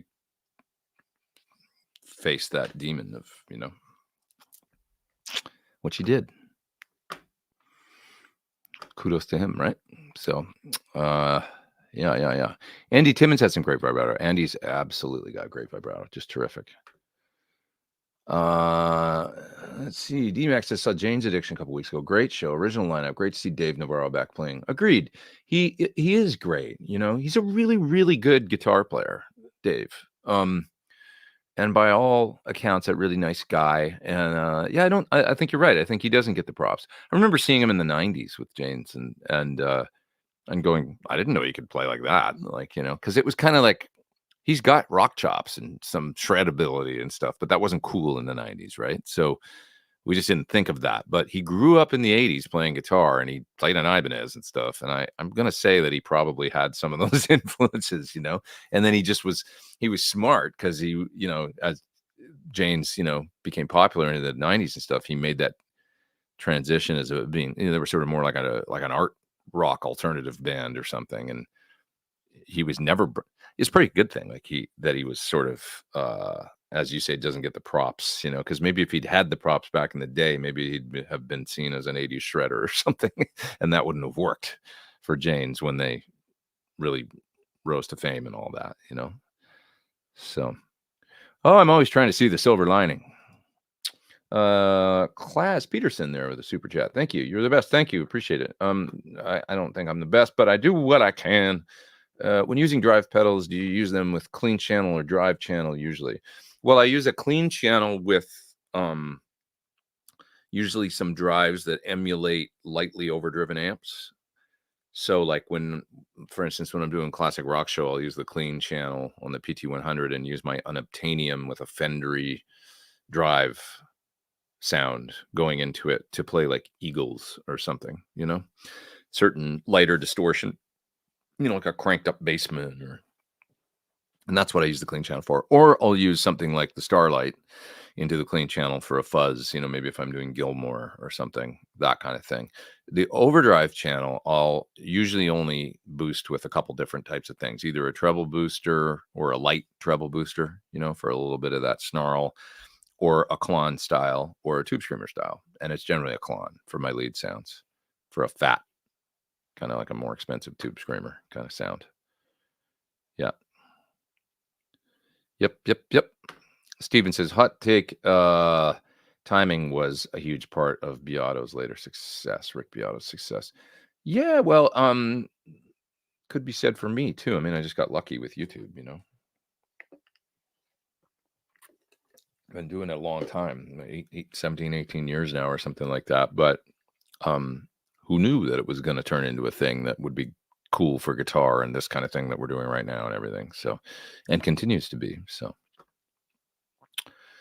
um, seeing an opportunity and I don't know if it's timing as much as it is um being intuitive enough to know when something's maybe going to work and taking a chance. You know what I mean? Like, sure, timing, but uh, you got to put in the work, too. So I think that's the bigger factor is knowing, when I started my channel, it became very gear centric because that's what I was into, and I didn't put a lot of thought into it. It's not like there was a lot of forethought or a plan with my channel. I would say with folks like Tim Pierce and Rick Beato, there's been more big picture. This is what I want to do because I can see it going this way. I was a little more haphazard with my thing, and I'm fine with where I am. But my channel is much smaller than those ones because they reach a broader audience with the things that they decide to make videos about and stuff. So that's all a decision, more than timing and stuff. Beato made video. So in other words, what makes this song great? Rick's videos can be watched by anyone, right? What makes this song great video can be enjoyed by your grandmother or by, young kids or older people, non-musicians, any kind of musicians, singers, guitar players, keyboard players, whatever, because it's talking about music and everybody likes music, generally speaking. If they don't, I don't trust them. But it's a very broad, what makes this song great? That's brilliant, and then to be able to deconstruct them, and it's like a little music lesson, but also just music appreciation in a video. Great idea. A video about this is what I'm talking about. Like a video about how a MIDI Bluetooth pedal works is not a broad video. That video is not going to get a lot of views. It's going to have a very, very narrow, because I'm even not really that interested. If it serves a purpose, that's great. But that's part of the little key about YouTube or any kind of social media. Really, if the more people you can reach, the better, right? And what's the easiest way to do that? Well, make a passionate video that's interesting that a lot of people are going to be interested in, not just a narrow, so it's why I make videos about pedals. That's very narrow in the grand scheme of things. Guitar players are going to be interested, and maybe only some certain kind of guitar players, because some play acoustic guitar, some don't care about pedals, or some don't care about compressor pedals, although they might love distortions, or so anyway. Do you have your own publishing company? So basically when I put out a release, I just do I've done it through both DistroKid and CD Baby, my releases, and CD Baby will just register the songs, and I have my own publishing company. I mean, I did it years ago, and my releases are all registered to, so, and I have a few songs that are, co-writes and things on records by Hole and others and stuff. And that's all through my publishing company, but I don't have a ton of thoughts on it. I'm no expert. I've heard that you say that Atom Audio A7V monitors are great. Do you like anything less expensive? So the cheaper Atoms are really good. The T5s or something, I think they're called. Let me get the exact. I have a set at home. I've since started using the Barefoot, the new version 3 Barefoot, and I'm not using my Atoms now that I had here, but I think they're called T5s, the ones that I have at home. I quite like those. Yeah, so they're or maybe I have T7s at home. These are very inexpensive, these T5s. They look like they're about $200 each. You can find them used for quite cheap. Here's a set for $299 on Guitar Center. T5V. Quite like them. Really good. The little Genelecs are nice too. I see a set of 8010s here for $700. But yeah, look, I would say if you want to stay under $500, look at the Atoms, the T series. Really quite nice. But yeah, I'm using these new Barefoots that are killer. I love them. These guys look like that. Yeah, and they sound so good. they got a little they have a little DSP control where you can. I'll show you what that looks like. It's just this little uh, control here that lets you select flat, hi-fi, cube, or some other setting. Old school, which is like an NS10, and they kind of add some DSP to the sound that lets you, slightly different style monitor listening environment or whatever, and it works quite well, I find. Yeah. Generally, I just have them set it to flat. Excuse me. I'm burping. Okay. It's about 1:09. I'm gonna go for another half hour or so, maybe a little more. Why not? There's a super chat. Thanks for the super chats today, guys. Got to keep the coffee flowing around here. Dave Murray used a Distortion Plus and an MXR 6-band. Adrian used a Tube Screamer. The Tone of Peace of Mind was my all-time favorite. That's interesting. Distortion Plus and an MXR 6-band. So he's kind of doing a Randy thing, in other words. Yeah. This is interesting. Jarvis offering a little workout advice here. To save your wrist, do push-ups on your fists. That's cool. I like that because you can keep your wrist straight. You're not bending your wrist and putting all that pressure on there. It seems like good advice. Thanks for that. My knees hurt says, I fixed and changed my serious carpal tunnel with diet change. Interesting. So like an anti-inflammatory sort of diet. Is that what you did? Something like that? Tell us about it. Tell us. What's your favorite overdrive pedal for getting a Rush style tone? Alex had such a unique sound, I have a real desire to interview him, and I want to do that at some point. I don't know if it'll ever happen, but I have serious questions because he has some of the most unique guitar sounds and stellar guitar sounds. And I think what Alex was doing a lot, I'm not 100% about this, but I want to interview him so that I can ask him. I think what he was doing a lot was combining clean and dirty sounds on records. So 1 amp clean, 1 amp dirty, and then they would blend them. They would both be recorded at the same time, and you would hear different. That's how he got his articulation on certain sounds. It's almost like Petrucci, when he does things like when he plays an arpeggio, he'll often double it with an acoustic. And that'll be blended in, so you really hear the attack cleanly of each note when he's arpeggiating things. And it's got this acoustic-like attack because it's like that's blended in there, even if it's a clean sound or a distorted sound or whatever, and the acoustic is kind of popping. Anyway, Alex was sort of at the forefront of all that, doing unique things. So I hope to get to interview him at some point. If you think about something like the Limelight guitar sound, there's so much mids, I don't know what it is, but yeah, maybe Distortion Plus or something into a Marshall. And it's really grinding in the mid-range. You know what I mean? I think early on, he used a lot of high watt too. I think like New World Man is like a high watt, so later on, even he was doing the high watt thing. Let's see here if we can find like if he talks about what he used on Moving Pictures.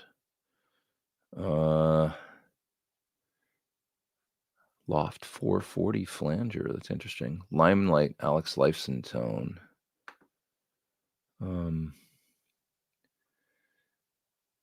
Let's see. Surprisingly difficult to get, somebody says on the Fractal forum, that sound for that song.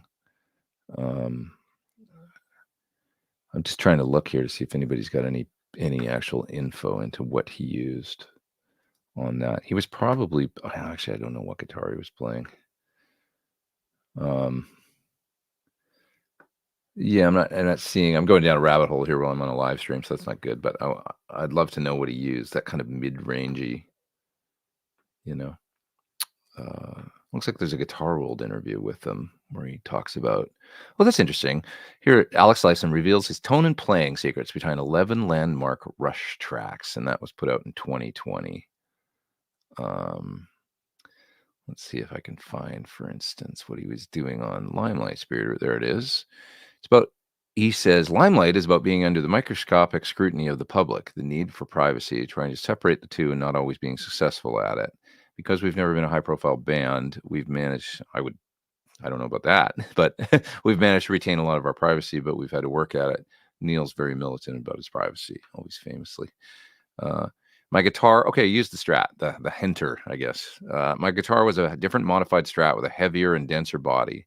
We set up a couple of amps outside the studio as well as inside, so we got a nice long repeat. Oh, with the echoing in the mountains. Wow, I never heard that. There's always more to learn, but they would have recorded at the studio, and so they, it was in the kind of mountains of Quebec, right? Sort of. And they set amps outside. That's amazing. Never heard that. And then he says the approach on the solo is to make it fluid as possible. He doesn't get into the specifics of the gear that he used.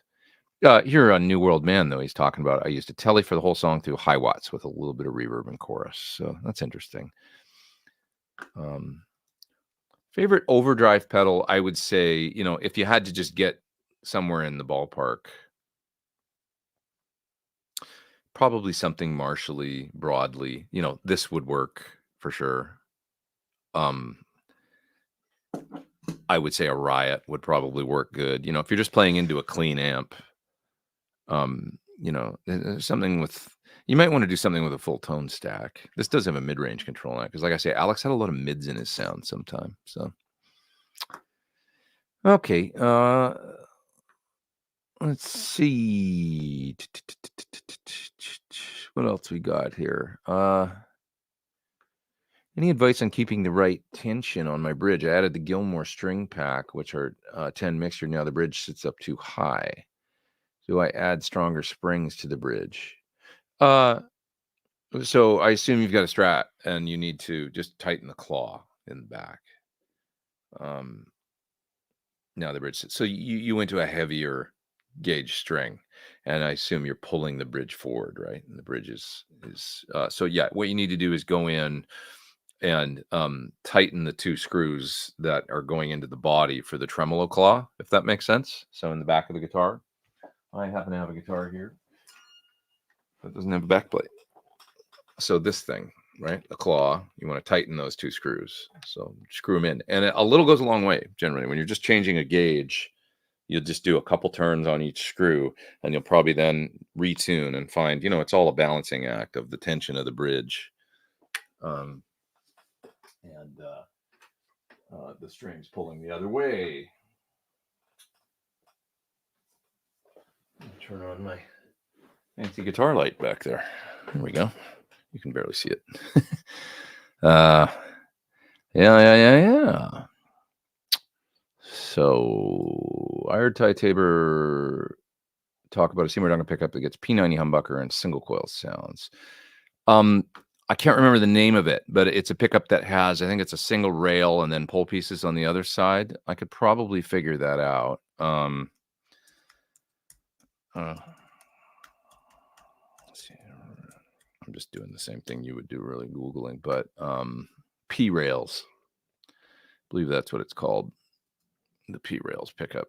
And it basically looks like it's an interesting kind of hybrid of rail, humbucker, single coil. Yeah. Check that out. Ongoing problem. Good description of volume from a bandmate. Yeah. So it's sort of an ongoing problem then. I remember he said that. Like sort of a career ongoing problem. Yeah. All right. See what else we got here. What else are you guys talking about? Let's see. Hair getting long again. It is. It's happening.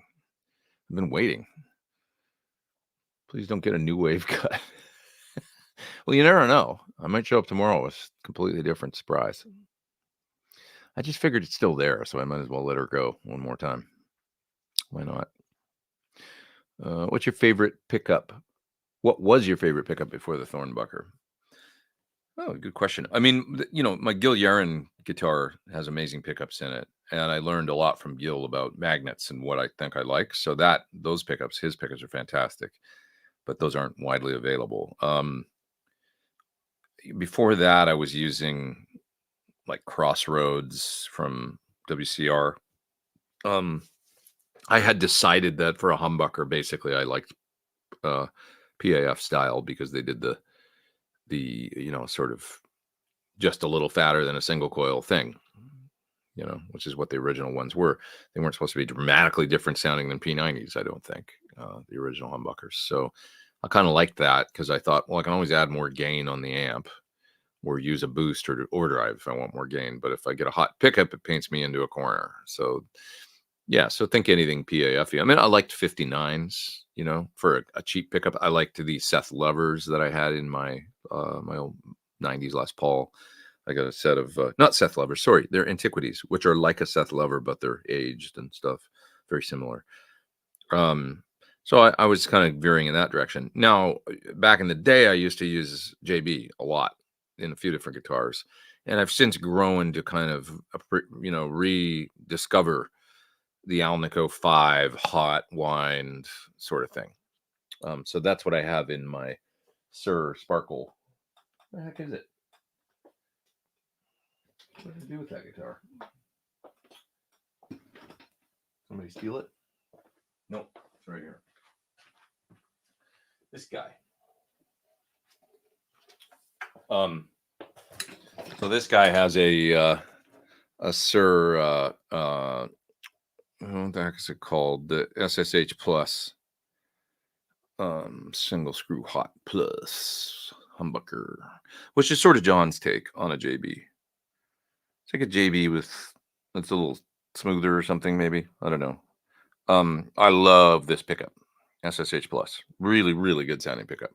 And when I listened to it in direct AB with a couple JBs, I was like, yeah, this thing sounds killer. So this guitar actually sounds killer. It's got the the FU tone bridge and stuff on it, with the big brass block and the titanium parts and stuff. And it's got this deep, it just sounds big. This guitar, it's got a killer sound. So anyways, but JB, that's what's in my Jackson that's hanging back there that I got when I was a kid. And, that for distortion, especially into, they kind of work, they're real versatile into distortion. I mean, you can use them into a plexi and it's a great sound, so just because a plexi is, brighter, heavily distorted, it's like a warmer, strong pickup can actually be a pretty cool thing because it's got more mids and it kind of pokes in the right way. Drives the amp and cuts down on fizz, that kind of thing. But I love a PAFE pickup I've kind of learned that into heavy distortion. Eddie was onto something. Into heavy distortion, I kind of like Alnico 2 warmer, lower gain pickup because it's got warmth still. The Alnico 5 magnet style PAF thing can be a little treble bitey into like a cranked up Marshall, but it can really work for other sounds. So it's all a balancing act. Long story short, it depends on the amp. It depends on the pickup, your effects, what guitar they're going in. It's like not everything is perfect for everything. So yeah. Yeah. Big fan of the Thornbucker 2 these days. I love that pickup and the kind of, nice top end. If for a PAF style. What kind of overdrive distortion was Alex Lifson using live so he could go from clean to dirty? Early 80s. Well, I don't know, to be honest. And it's very mysterious, exactly what he was using. So I've seen very little detail on his rigs, but you would see him with those Marshall, they were called Club and Country, like around the early 80s, like around the, sort of Signals and Grace Under Pressure. Remember Grace Under Pressure tour? He had the Marshalls up there with they were combos and they were kind of Fender's version. I think, I don't know enough about it, so this is why I want to do an interview with him because I want to get the definitive, like, what the heck were you doing? Like around, from moving pictures to Signals to Grace Under Pressure to like what exactly was going on there? Permanent waves, because I know high watts were used. I know Marshalls were used. So yeah. The Electric Mistress, chorus. but there's a lot of mystery there with his sound. He used a Bill Lawrence pickup in the Henter guitar, I think. That's interesting, like the rail style L500, I think. And then of course he would play like that, the white, was it a 355? Or he would play, he didn't use that a lot around that era, but a little bit earlier. And then he'd use the Howard Roberts, which totally unique guitar for rock. So kind of interesting. I'm going to find out more. One of these days I'll get the lowdown, I hope.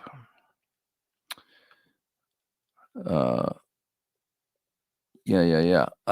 Casey's asking about, I had so much fun at your Seasons of Cornell show at the Whiskey with Pauly Z. Yeah, it's interesting.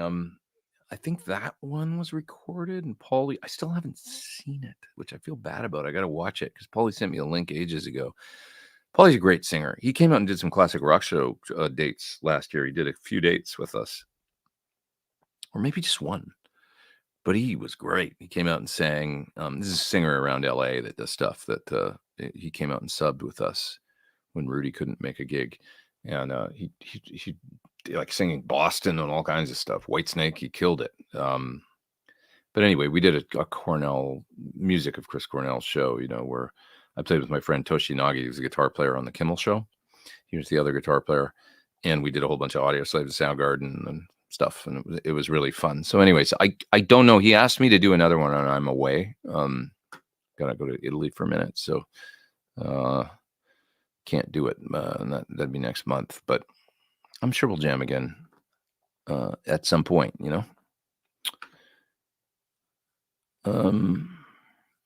Okay, what else we got here? Let's see. You guys are talking about hand issues and stuff in the chat and other things.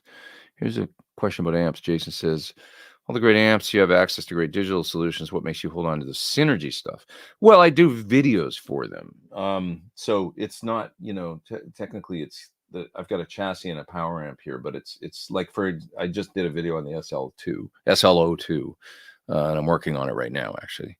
And so that'll come out this week, but it's a module that was just introduced a few days ago. It's like an updated version of the SLO module. But anyways, so that's the main reason, because I need the chassis here to do, they bring out new modules all the time. And since I opened up to doing amp videos for other companies and stuff, I've been doing a fair amount of videos for their modules. So, but they are cool. I mean, I was a user of the old Egnator and Randall preamp, which is where the technology was adapted from, the modular preamps.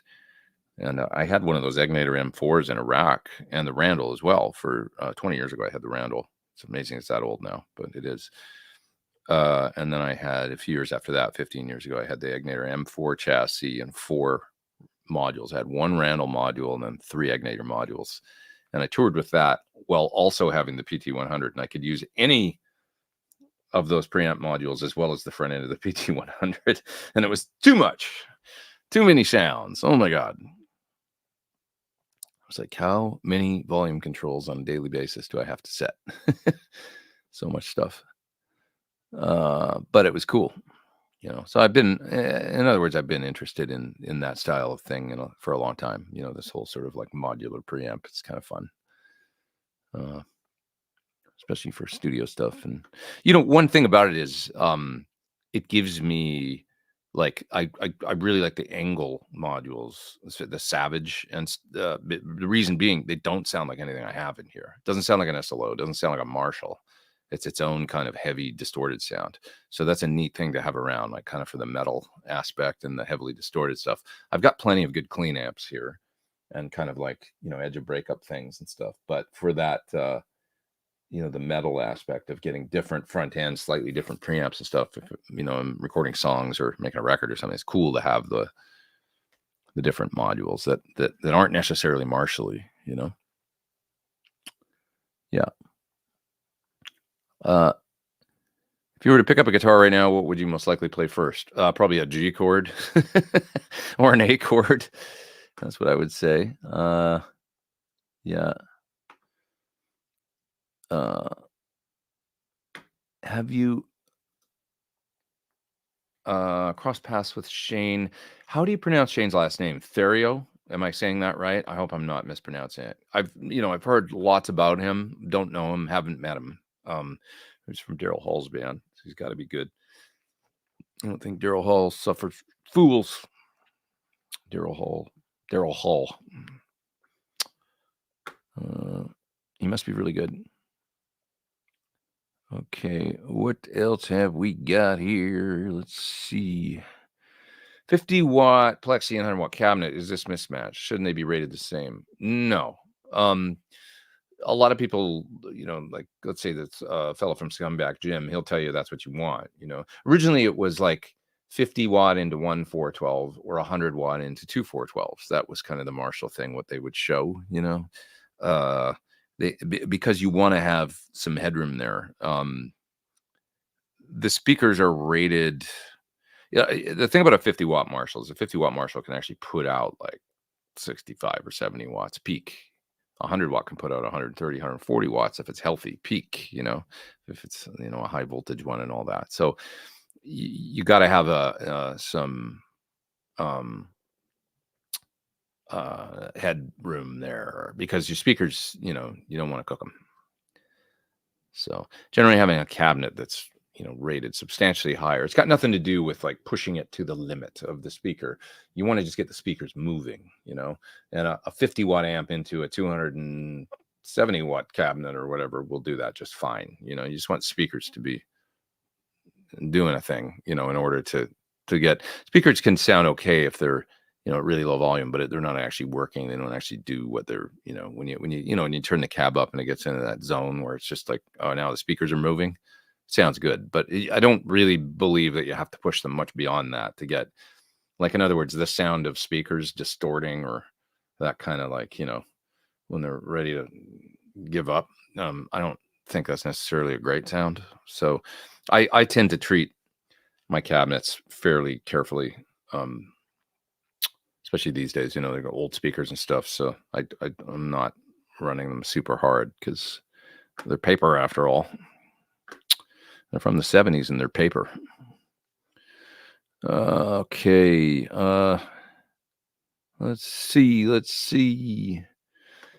Victory amps, the Sheriff and the Kraken. Your thoughts? The best of British for me. I like the Kraken. I always say Kraken. Get it wrong. That one I really like, especially the the little amp in the pedal. Well, it's not little, but it is little if you can see. It's a big pedal or a small amp. Those things sound really good. That was my favorite, even more than the Sheriff. Yeah. Okay. Beato's channel was not so good when he started. How to play augmented, diminished, blah blah, and 1324 times. Saying, okay, Rick, 3 people in the world need that. I guess that he used to do a little bit more of that, like really heady knowledge kind of stuff. And to be fair, I think his videos sometimes, like his short lesson videos, do go over my head and probably a lot of people's heads when he goes like that. And it's like they're quite complex. But I know that's he's an amazing knowledge and talent and musician. He's got a deep knowledge. And one of the difficult things can be slowing that down enough for some people that don't have any of that. It's like almost like, where do you start when you're teaching someone a language? Like if you can already speak it or natively, or you learned it many years ago and you're pretty darn good at it. Now you got a total beginner. How would you start? Well, that's what language courses are for, and people put a lot of time and effort into the study of the science of like, well, this is how you do it, for maximum impact, retention, practice, so that people can get a handle on it. And there's obviously music studies that are like that, but if you're just teaching people kind of concepts, it's like an art form of knowing how to get across a piece of information. It's It's an interesting thing when you possess it and they want to know it. And how do you get it across, or what do people want to know? How to break it down and how deep to go. I don't know. It's interesting, but he definitely found his groove, man. Beato's interview with Keith Urban. I haven't seen that one. I guess I should watch that. Yeah. He's a great interviewer because he does have such a neat, deep musical knowledge that, I think he can get, like, it's a unique interview for somebody like a Keith Urban or somebody like a Sting, where you've got somebody that really understands what's going on with your music on a deep level, and they're interviewing you, as opposed to just like, the typical interviewer questions, from celebrity interviewers or whatever. If somebody really understands music, that's pretty neat. Like, I'd love to hear. I saw the Dan Rather interview. He's doing great work. I mean, with Geddy Lee and with Brian Johnson. But I'd love to see Rick interview Brian Johnson. I'd love to hear that take. AC/DC. Like, that would be an interesting interview. Anyways, okay, let's talk guitar. What do you think is the best approach to open up the fretboard? This is topical, timely, and topical. I'm going to learn all chord shapes with the inversions for different string pairs. Yeah, playing arpeggios, is another one. A teacher that I admire once told me that he just played arpeggios for like 3 months straight. That's all he did. Because if you do that, you kind of learn where you can visualize the notes within a chord all over the neck, right? So that makes sense. Definitely inversions up the neck, starting with the, there's D all the way up the neck, right? The different inversions all the way up the neck, that type of thing. Learning those and then going to, 4-note voicings and stuff all the way up in each position. You'll end up with 4 different shapes for a 4-note voicing. Those things can't hurt at all, to open up the neck for sure. So, yeah. Have you tried the room correction software for your monitors? No. I don't. I haven't gotten into any of that stuff. I paid a fair amount of money to have these panels made. Like, you guys can't see my room, but I'm surrounded in a well, you can see with the ones on the back wall. I've got another one just like that big red one that's behind me, in front of me. And then I've got these panels that both diffuse and absorb on either side of me, that are wooden and really heavy and huge. And then I've got a cloud over top of me at an angle that's made out of the same stuff that the panel in the back is. And then I've got bass traps on all 4 corners. So long story short, I feel like when I sit here in this room, you can hear, there's not a lot of echo coming into the microphone or anything, right? Like, it's quite deadened right here, but not too dead. I have just a short little bit of slap because I've got a wood floor. And, but with the cloud and everything that's around me, I feel like I've got a great listening environment where I can tell what's going on. And generally it translates pretty good to the mixes that I do. So I've just never felt the need, long story short, Yeah. I did see an interesting, the woman Sabrina that I was talking about earlier that has the Instagram account showed her studio. She lives, I guess, with her boyfriend. He has an untreated studio room because he must be a musician too, and hers is treated. And she did a thing where she sang a vocal into a microphone in her studio and then in her boyfriend's studio, and she showed the difference in sound of the reflection that was getting into the mic. And she said, "So what do you think? Is treating your room necessary? Leave your whatever in the comments." It was a bit of an engagement bait kind of video, but anyways, it was interesting. And you could clearly hear it even over Instagram that his studio had a lot more, ambience and reflections and stuff like that. And I made a comment that said, well, more so than even singing, because that's definitely necessary, but for everything else, for tracking or for mixing, I said, especially, it's impossible to mix in a room that's not treated, I think, because you can't tell what's going on. And I got a lot of pushback from people. Well, nothing's, I mix all the time in my room and it's not treated and my mixes sound great and stuff like that. And I'm like, okay, but like, there was a lot of people that I never heard of. First, there was no, Chris Lord Algae's responding and saying that. And I just said, look, I don't mean that it can't be done. I guess you can do it. But I said, I personally can't tell what's going on. If I can't tell what's going on, then I can't mix. And so if there's all these reflections and bass buildup, and, if I'm sitting in front of the speakers and there's one, sound, and if I back up 3 feet, the sound completely changes. How can I mix? I don't feel confident. It's almost like mixing on a pair of monitors that I don't know at all. And I don't know how things are supposed to, I pull up an EQ on a guitar and I'm like, I don't know, because I don't understand what's going on. You have to have that reference of trusting what you're hearing and going, I need to take some 190 out of this. And I should set a high pass at about 80 or maybe even 100. Yeah, 100. And if you don't trust what you're hearing, how are you able to do that? So I just went at it by getting these panels made and stuff like that and creating an environment where I felt comfortable. Now, these panels were created for another room. Having said that, it was my old studio in Santa Monica that these were originally made for, but the dimensions were pretty darn similar to this room that I'm in now, so it's not really that much different. And it seemed to translate well when I moved the panels over here. So, yeah.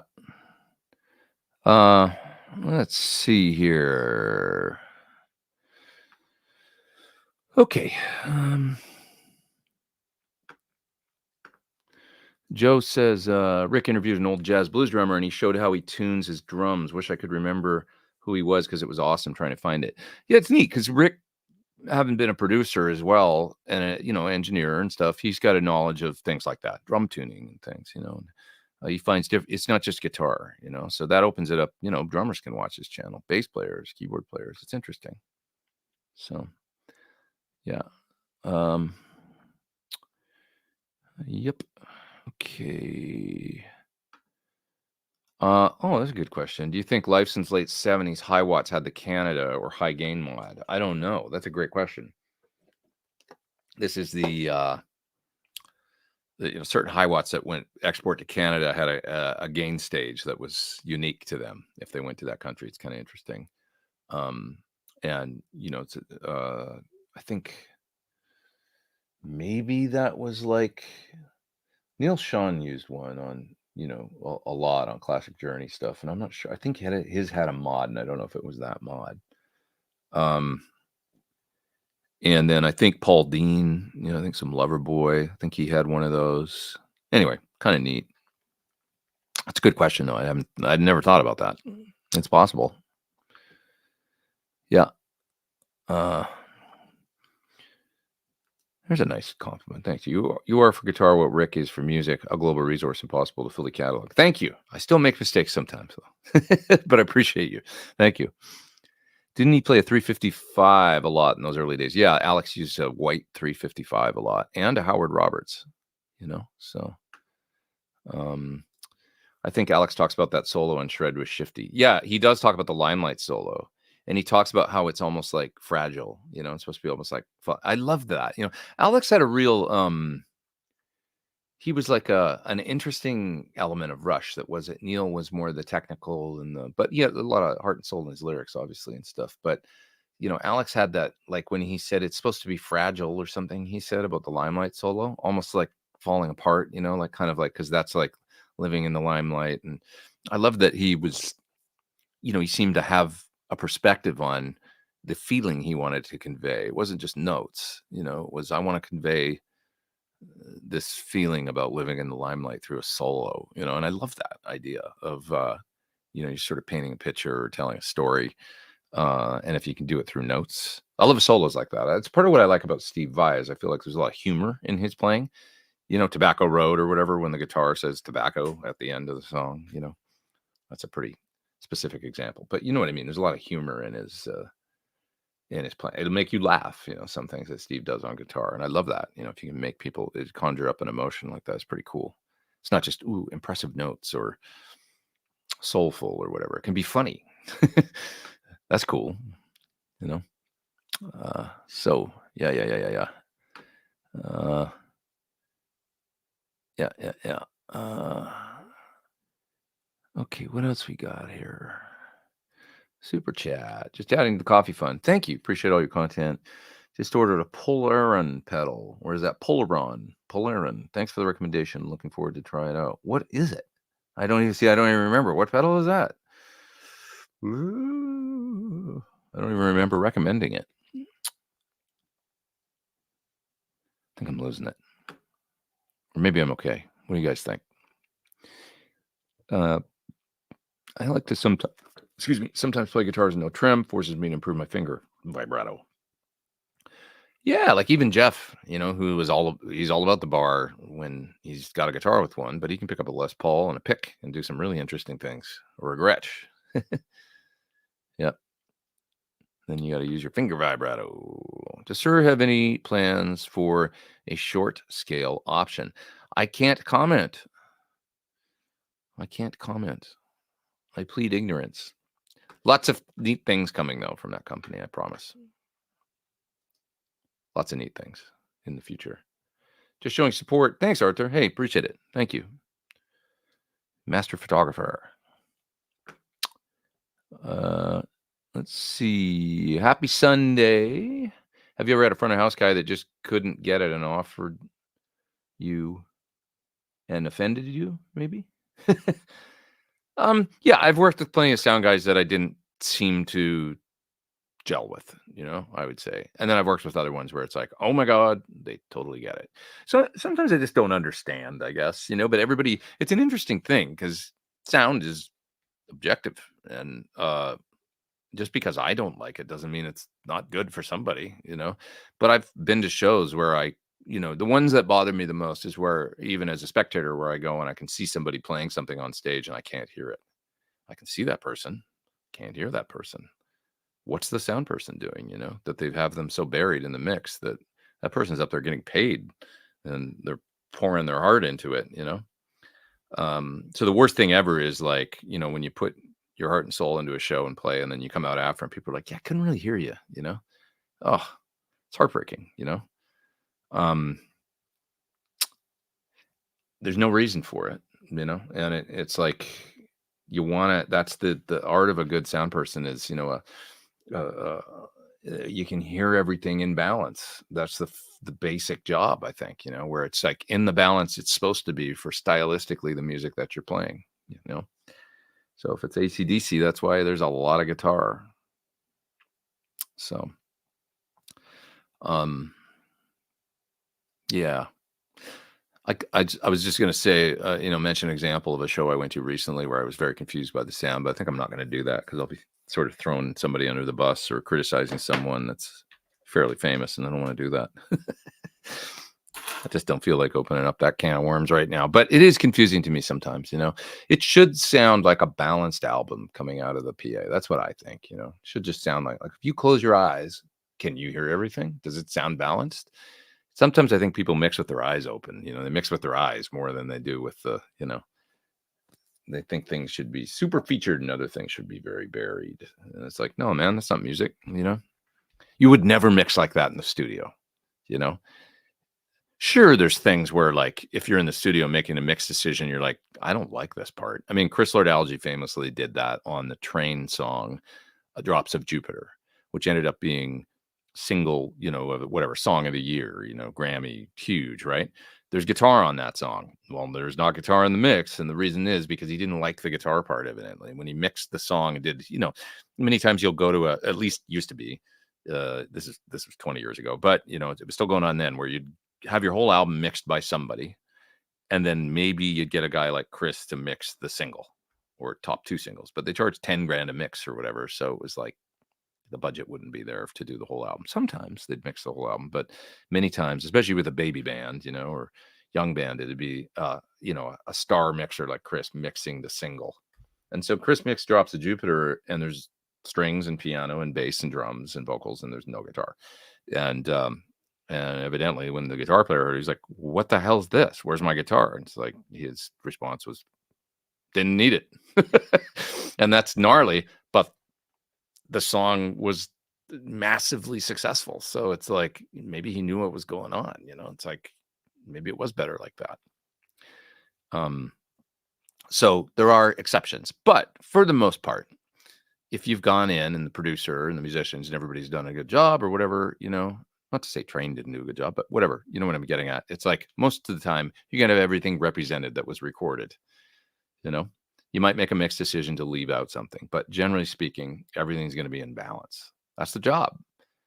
And it's going to be dynamic and effective and punchy. And it's like, sometimes I go to shows these days where elements that should clearly be there to me, like, absolutely, I'm talking about the drums, like, I'm talking about a major guitar part, or and you can't hear it, but you can sure hear the kick drum and the vocals ripping your face off, stuff like that. It's like, that's not, I don't know, we've lost the plot at that point, and it can really make it difficult for me to enjoy a show. So my favorite sound people have a real handle on all those elements and stuff, and they just get, not asking for things, the guitar to be, like, from an ego perspective, the only thing you can hear super loud, like stupid loud. No, I just want it to sound like rock music, which means the guitar is right there and the drums are right there and everything's right there, and sometimes the vocals a little buried, like, like, because that sounds like a rock. Many times if you play a rock record kind of quiet, try this sometime. Play it kind of quiet. I'll give you an example. The song Vaseline by Stone Temple Pilots. Listen to it at low volume. You can hear every single word clearly. Turn it up really loud and listen to it. Notice how the vocal gets a little buried. To me, it's tucked. It's in the mix because it's part of the ensemble. It's just the way the song was mixed.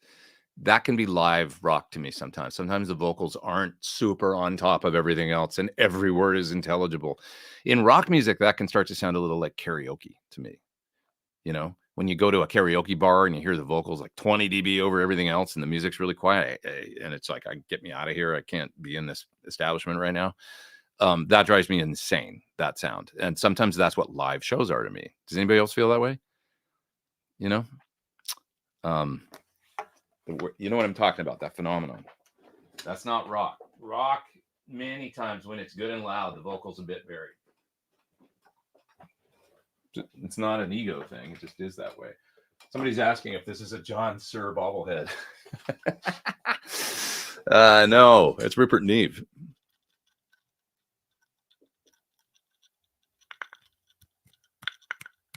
Rupert Neve. Look at this, a Neve console and everything. Isn't that cool? Oh, I should keep this around. We should ask Rupert. Let's play Ask Rupert. Yeah. That was a question from Stephen. Is that a John Sir bobblehead? That's funny. Do I see a Kemper? You do see a Kemper. There's one right behind me. I've had it for years. Yeah. I did a song on the Kemper called To Live and Die in Nashville. You can find it as both a single on your favorite streaming platform and a video on YouTube. That was a long time ago, probably 10 years ago, maybe more. I think more.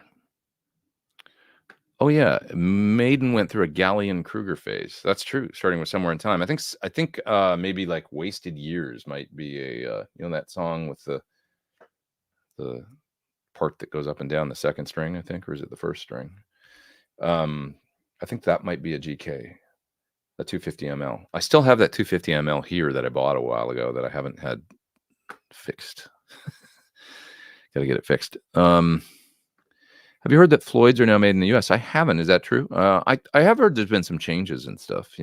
I know that John told me they were open to suggestions and stuff. Like they were asking him like what could be improved on our bridges and things like that. I think. I remember John telling me that a while ago, and that's good.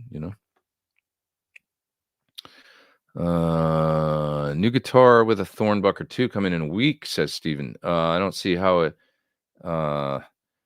it can be better than the Plus, but I'm looking forward to finding out. Yeah, it's similar. You'll probably find that the high end's just a little, it's got a little more heat, but the Alnico 2 warms up the top end, so it sounds it's pretty similar output wise, just a slightly different sound. Yeah. Okay. Are you going to Guitar Summit? I'm not. I will miss that. It was fun going the I didn't make it last year either, did I? But I was there the year before that. This year I'm going to Italy for something in September, so that's going to be my out of town trip for Italy. And then I think Japan, and I'll have some stuff to announce about that soon, but I think in October. And then I've got some trips to like Sweetwater and some different things I got to do. My goal is to kind of stay home November, December and not go anywhere, because then in January I'll be Classic Rock showing and I'll be in the UK. So it's just ends up being a lot of travel these last few years. And so, but I love it, but I love being home, to be honest. And the idea of being home, I think the pandemic really messed me up, because it was like I got really into staying home. I still love traveling. Love it, love it, love it, love it. But I started to appreciate staying home more than ever during that whole experience. That was the side effect of, I really got into it. So anyway, it's all a balance. Got to balance it. Let's see here. What else we got? Oh yeah. So just gonna casually re-mention possibly getting Blue Saraceno as a guest. So I asked him, and he said yes. So that'll be happening on a future Sunday Live. He said anytime, let's do it. So I'm gonna have him on, and we can talk about all kinds of things. So get your questions ready for blues. Probably within the next month, I'd like to do that. He ripped so hard, I bet he would come on. He's such a great player. A great guy too. A lot of perspective on stuff. Tone and guitar and the music business and all kinds of things. So that'll be really fun. Looking forward to it. Let's see here. Amps for moving pictures with a hiatus. What's that? Marshall CNC for cleans. Well, yeah, I think you mean high watt. High watt for dirty and Marshall CNC for cleans. That makes sense. Alex mostly uses guitar volume knob for controlling clean to dirty. Yeah, I believe he did. But here's what I heard. I heard that they would record both amps, and one could be dirty and one was clean. I'm talking about mainly the studio tones here, not a live thing as much, but and then they could blend the amps in different capacity, like a dirty sound or a clean sound, that they would be being recorded simultaneously. I'm not 100% sure if that's true, but that's what I heard, that's the way they would track a lot, the Terry Brown stuff. I guess they had a different producer on Grace Under Pressure, though. So I wonder what. I mean, I want to talk to him about it. I don't. The questions haven't been asked enough. Like of what he was doing. Like I want to get specifically guitar nerdy about. Tell us about. Like that was the Guitar World article I just read where we had some amps outside the studio. Never heard that before. When recording Limelight. Okay, now let's talk about what were the amps. Do you remember what mics were on them? I'd love to know, what about effects, like the Limelight guitar sound? What's the distortion on that? Is that amp distortion, or is that, there's not enough. He just hasn't been asked enough, I don't think. Because there's always like little tidbits of information, but not the specifics of what was going on. And I'm really interested. Because his guitar sounds were exceptional, It's kind of like Trevor Rabin and different guitar players at the time where, the tones were like, the recording had gotten good enough, where everything was so clear and everything. And it was like, now I want to know the details of how they got the sounds, what was being used. So, because I've obviously done such a deep dive into Eddie Van Halen and different guitar players, for that stuff, Brian May, but don't know enough about Alex. So what's improved the most you're playing? Work the rhythm, learn songs, play with other musicians. Hey, thanks for the compliments. I appreciate that. I would say it's a balance of things, and there's nothing like playing with other people. Playing with other people is the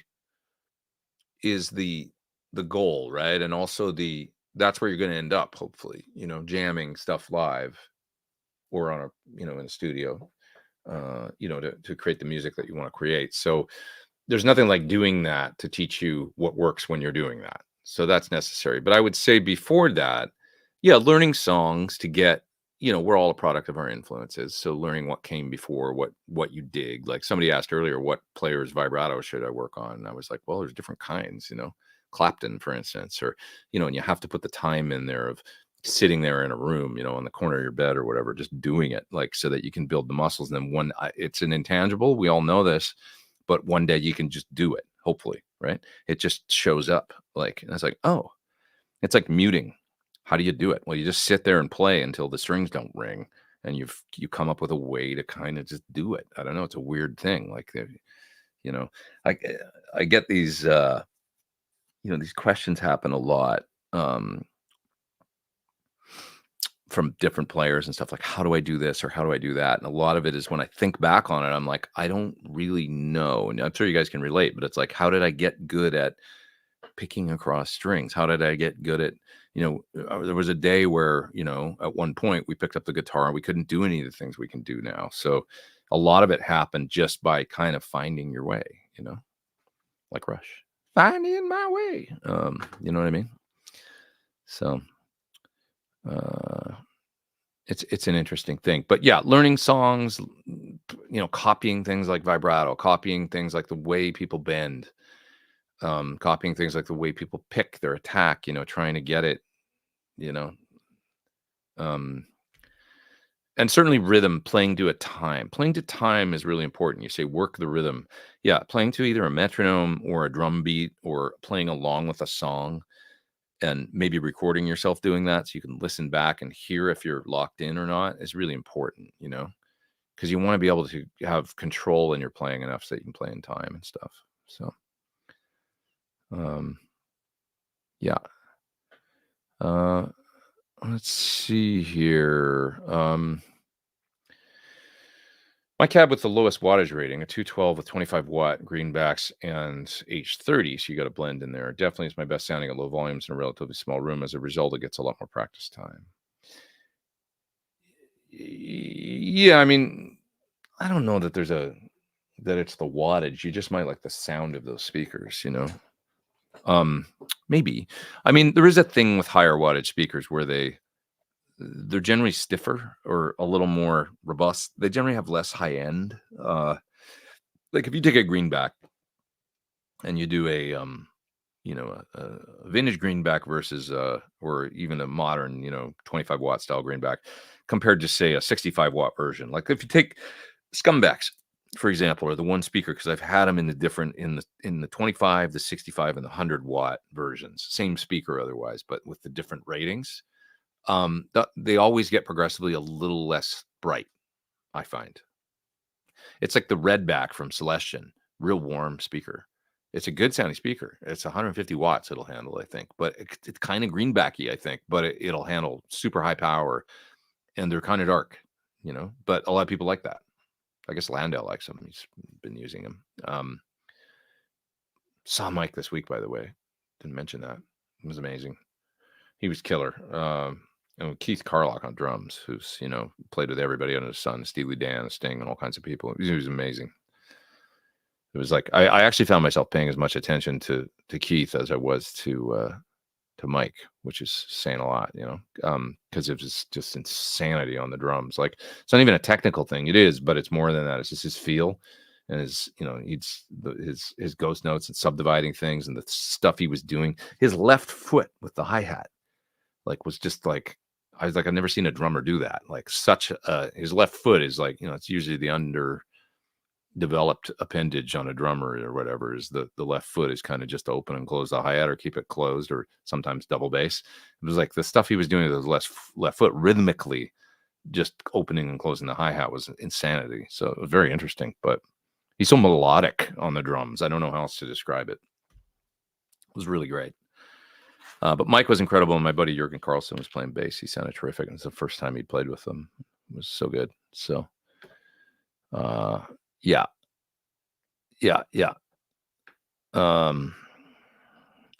Who's never heard of Release the Kraken from Clash of the Titans? Me.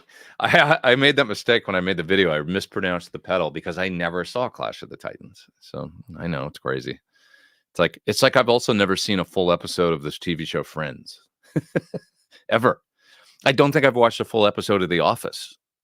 I've seen bits and pieces, but I've never sat down and watched the whole thing. Sorry, I don't know. I just haven't. I think some people just spit out their coffee or whatever, but it's true. There's just some stuff I haven't seen. I don't know. There's probably a lot of you out there that have never seen the movie Tampopo, but I have. Anyway, let's see here. Da, da, da, da, da, da, da. What's my favorite 50s Gibson that I've ever played? Oh, God. I've played a number of 57, 58, 59 Les Pauls. I had a 54. I loved my 54, and I never should have sold it. Brian Ray has had a number of 59s over the years that are pretty great. One he had that looked like it was brand new. It was crazy. And I remember the neck on it was like, oh my God. Like, they were just doing some exceptional stuff. Favorite. I don't know, man. Some of them are so damn good.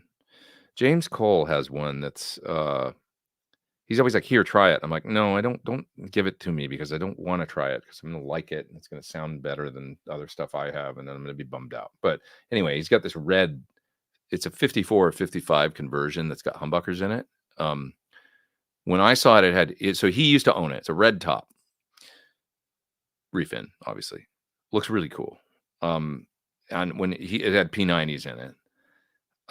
And he sold it to somebody, and that person routed it for humbuckers, I think. It's already modded. I mean, it's got a red top, so it's like, it's okay. So cool guitar for a conversion, I guess, to humbuckers. But anyway, it's got PAFs in it now. When I played that guitar a few years ago, before he sold it to somebody, because he buys and sells his guitars and sometimes rebuys them. He's a real collector. So it sounded friggin' great into my rig. I played it and I was like, oh, and the neck and the frets, because it's got new frets in it, and they were just beautiful, and it was a killer. And so now it's got PIFs in it, or a patent number or something, patent numbers in it. And I bet it just smokes, it sounds really cool, that guitar. So that's a good one. But I played a number of really nice ones, over the years. If you were to build the ultimate guitar of your dreams, what would be the pickup configuration you'd go for? Well, I don't know about the ultimate guitar of my dreams. I mean, the most versatile is I think probably the HSS, or single humbucker. You can do so much with them. That said, I can get a lot of sounds out of my 2 humbucker model as well, split sounds and the whole 9 yards. So it's hard to say. If I could only have one guitar, it'd probably be a humbucker in the bridge and 2 singles, if I can only have one. So there's Ben. He says, just adds up, I'm live tonight at 8 p.m. So everybody check out Ben's show tonight at 8. Yeah.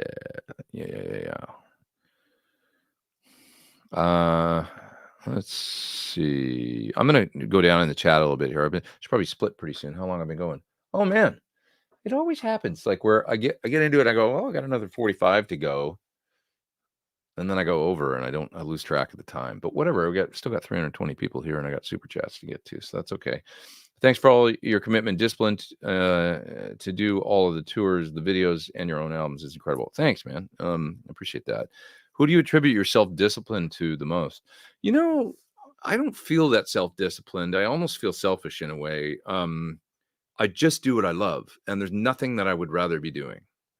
So I get lost in it, like I'm really jazzed to come to work, to come to this studio every day and sit down and get to work and create something, or I'm really jazzed to get on stage and play a gig and stuff. And it's just what I want to be doing. So it really is the secret to not working a day in your life is figure out what it is you love and do that, because if I had to do something that I didn't enjoy, it would be drudgery, and I wouldn't want to do it because I'm not that disciplined to do things. I put things off and procrastinate all the time. So it really is just because I thoroughly enjoy it. I found the thing. I got lucky, I found the thing that I'm really into, and then I was able to make a career out of it. And that's all it is, so it's not hard. I don't want to spend my time doing something else. I'm still pretty lazy. I mean, I can, easily waste the day away, or just go, I just want to go to the beach today. And I do that sometimes, but then I'll get I'll generally be like, let's get to work, and I'll be fired up to get in here and do something fun and create something. Because creating things, the main fun for me, I think, is I love playing live, love doing that. Love doing that. getting out, working it out, volume, playing live, seeing a crowd, people having fun, all that. That's one aspect. But the other aspect is creating something out of nothing. And that's the part I enjoy the most, I think, is sitting down and blank canvas. And then let's see where we go, with a riff or a sound, or where does it go to, By the way, starting to get into clinics for, over the next couple months. Got a few I'll announce soon, but also into the new year, doing some clinics. And the new clinic is going to be called Inspired by the Tone, because a lot of what I do here is getting inspired by tones, right? I got a pedal and I got to plug it in and get a sound. And what does this thing do? Well, the Cloudburst by Strymon, or, the, I don't know, the H90, or this overdrive, or this fuzz, and then seeing where the tone takes me and the inspiration. So, with my clinics, I've learned that what I like to do is not just like have no format or just play over some tracks and go, I don't know, what do you guys want to talk about? I like to have a theme. And so Inspired by the Tone is the theme. I'm going to have some really unique guitar sounds in this clinic. Some classic tones, like that, classic player kind of stuff that, blew me away when I was a kid and stuff. And I was like, how do they get that sound? And with that part, show a little bit of that. And then it's also going to be a lot of original composition stuff where I come up with the sound and I show the type of part that the sound inspired me to get to.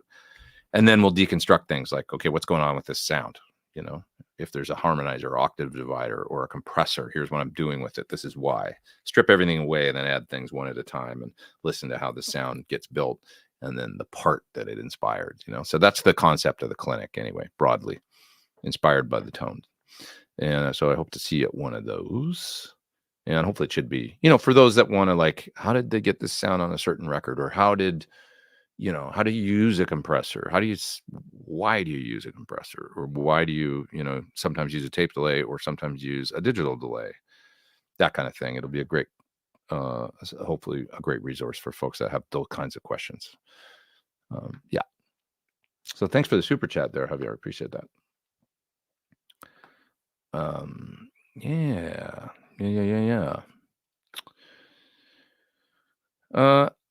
Moving to the bottom of the chat, see what's down here. I'm gonna go all the way down. We had a lot of people here today. It's a really good one. Thank you guys so much for tuning in. And I'll take just a couple more here and then I'm gonna split. Have you ever tried the Fender FR12 with the quad? How does it compare to the Matrix speaker cab combo? I haven't tried the Fender. I assume it's a full range. I don't know I think Matrix still sells their, is that Atomic that sold the cabs? I don't know about Matrix cabs. Matrix doesn't make amps anymore, I don't think. I think that they have stopped. But anyways, my favorite full range cab was the Atomic Reactor, the one that looks like a wedge. They made some that look like guitar cabs. I like the one that looks like a wedge. Love that for a full range cab. Haven't tried the Fender, so yeah. Is Aussie I don't know in G Mixolydian? No, I think isn't it in A?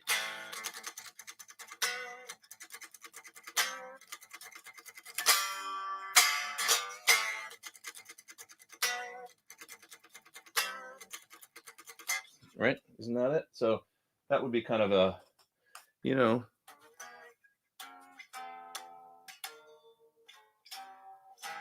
then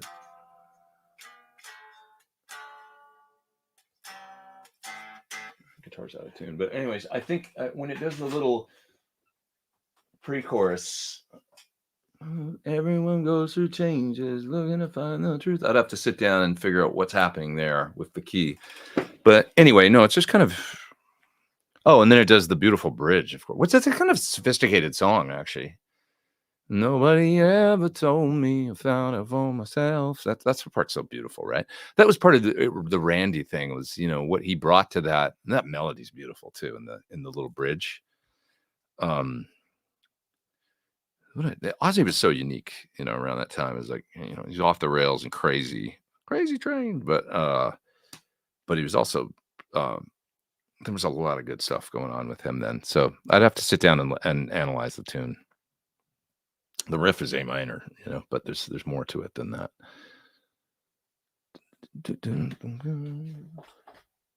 I think that part is a sort of a D. Maybe that's D mixo. But I have to go listen to the song, and it's probably tuned down a half step or something. So, yeah. What else are we talking about here? Where can we sign up for the clinic? I'll be doing them with, in conjunction with Sir at different dealers and stuff. We still have yet to announce. But there's one that's going to happen, I think, early October. So I'll announce that soon. We just haven't nailed it down yet. I want to wait till they, actually there's going to be 2 in early September. And so more info on that soon, probably within a week or so. When's the next Five for Fighting tour? I don't know that, actually. John's doing a symphony tour. Or not symphony, excuse me, a string quartet tour. So he does tours sometimes with the string quartet, and then he also tours with the band sometimes, and does solo shows. So, when you see a Five for Fighting date, you just investigate a little bit and find out because I might not be there. It might be the quartet, and I know they're doing some dates in the fall. So that'll probably be it for this year. But for touring for the band, there'll be no more this year. But we've been going out every summer for the last few years. It's been really fun. So hopefully next year. Yeah. Do you use the fret protector Sir provides in your cases and gig bags? I do more now, and I learned the hard way because some of my guitars got dings in the frets over time. Stainless steel, when the string contacts the neck, or if the neck gets a nick in it from hitting something, which can happen, if the string really gets nailed into the neck hard, like let's say you're flying with the guitar and it's in this case, and a baggage handler throws it or something and lands on the face, and they can hit the strings. I think there's a thing that can happen where the string can actually nick the fret. I think that's what happens. And that's why they give you the fret protector. Because if you get a nick in stainless steel, it sucks, man. You'd be vibratoing, and it'll go ding, ding, ding, ding, ding, ding on either side of the nick in the fret. It's not like nickel. It's not it's part of the nature of the super hard material, that when it does get nicked, it's almost like a perceptible divot in it that really screws you up. So do you still have the Dyna Ranger treble booster? I do. Yeah, I do have one. Really good. If you can find the 65, because they're not produced anymore, I don't think either, but the 65 is very similar and also really good. It's got a similar knob on it that allows you to tune the bass response.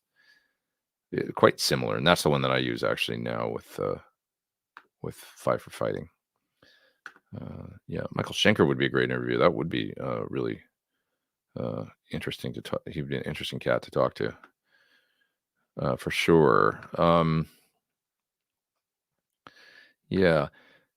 Curious as to why you didn't continue with the Nick Carter tour. That's a great question. I really enjoyed it, and I enjoyed the Nick, and he had some gigs coming up, and it was a fair amount of touring with South America, and it was in January, and I had to make a decision.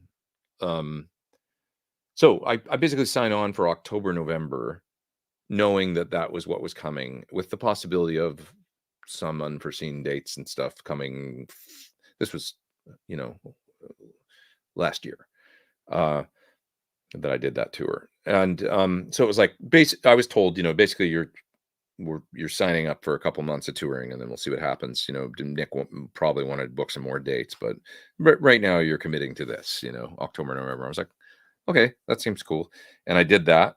And then in January, February, I always do Classic Rock Show over in the UK and in Europe. And that's expanding and growing. And here's what happened. I realized that I didn't want to not do that. I really enjoyed playing with my friends in Classic Rock Show.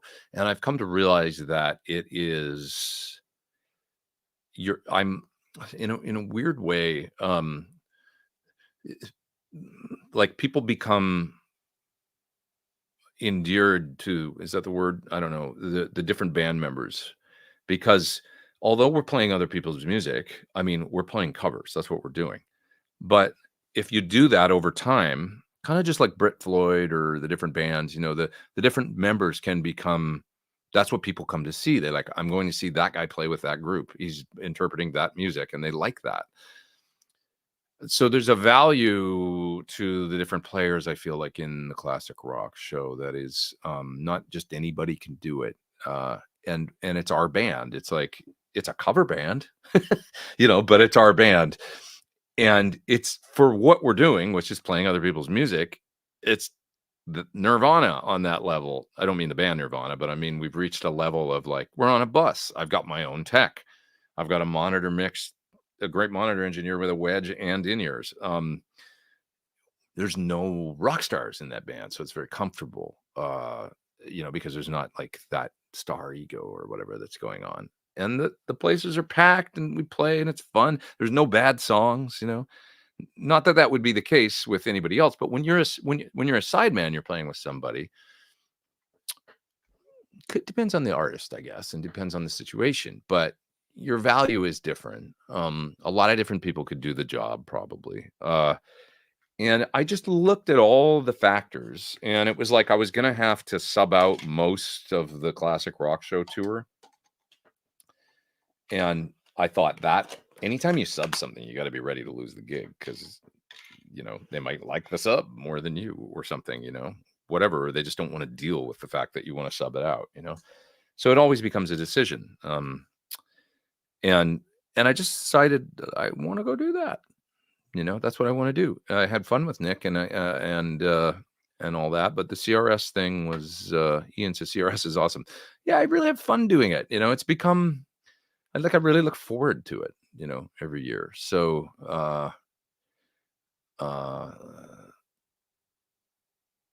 that's all it is. I just had to make that decision, and I feel like I made the right decision. Now, Nick ended up booking a lot of touring, and doing a bunch of stuff, but now he's actually not touring with another guitar player. So, they still go out and tour. It's the MD and Jake, the drummer, and due to budget or whatever it was, I don't know. They're basically touring with the three of them now, doing that. So there's no bass player, no second guitar player. And you see this a lot in pop music these days, bands that have, there's tracks, and there's a limited number of people on stage. There'd be a drummer and a bass player and a singer, and that's it, right? You see a lot in pop world. Well, that's kind of the, to be fair, that's kind of the direction it's gone. Yeah, that, it's contrast that sort of thing with classic rock show, where it's like, yeah, I've got 200-watt amps up there, and there's two guitar players and all the fun. You see where I'm going with it. It's just like I sensed the direction or whatever, and I was weighing my value to the whole thing, and all the personal relationships and everything I'd built by doing 3 or 4 classic rock show tours, and plus I like going to England, and I like going to Europe and stuff like that. And that's just, and I was just like, yeah, I don't want to give that up. I want to do that. So that was the decision. So I hope that makes sense. There's certainly nothing against Nick or anything like that. It was just, I can't be in 2 places at once. And the other thing I realized is that if I am doing CRS, I'm on the road a lot. Like, I got a lot of, that means that's going to be somewhere in the neighborhood of the way it's looking right now, like 50 to 60 shows a year. That's quite a bit of touring. I can do, like, if I do Fight for Fighting as well, that ends up being another, usually somewhere between 10 to 20 shows. So that ends up being 70, 80, 90, with other gigs that come around. That's 100 gigs a year or something. I don't like, that's a lot of gigs every year, so to be out of town and stuff like that. So, it can get to the point where you're doing too much touring. I hope that makes sense. You just have to be careful about everything I choose to do and not do. Steve there with a super chat. I'm about to start building a guitar. Got to split pretty soon here because I've been on almost 2.5 hours. But of course, super chat. I was start building a guitar considering Thornbuckers. How do they compare to Sir Aldrich? Oh, quite different. An Aldrich is a pretty strong hot pickup Almaco 5. They're going to be way more PAF. It'd be nice to have both, I would say. Both types of pickup or guitars. You might, if you get the Thornbucker 2 in something with 2 single coils, and then have a guitar with 2 Aldriches, now you got a nice blend of Very different sounds. So yeah. Hope that makes sense. Yeah.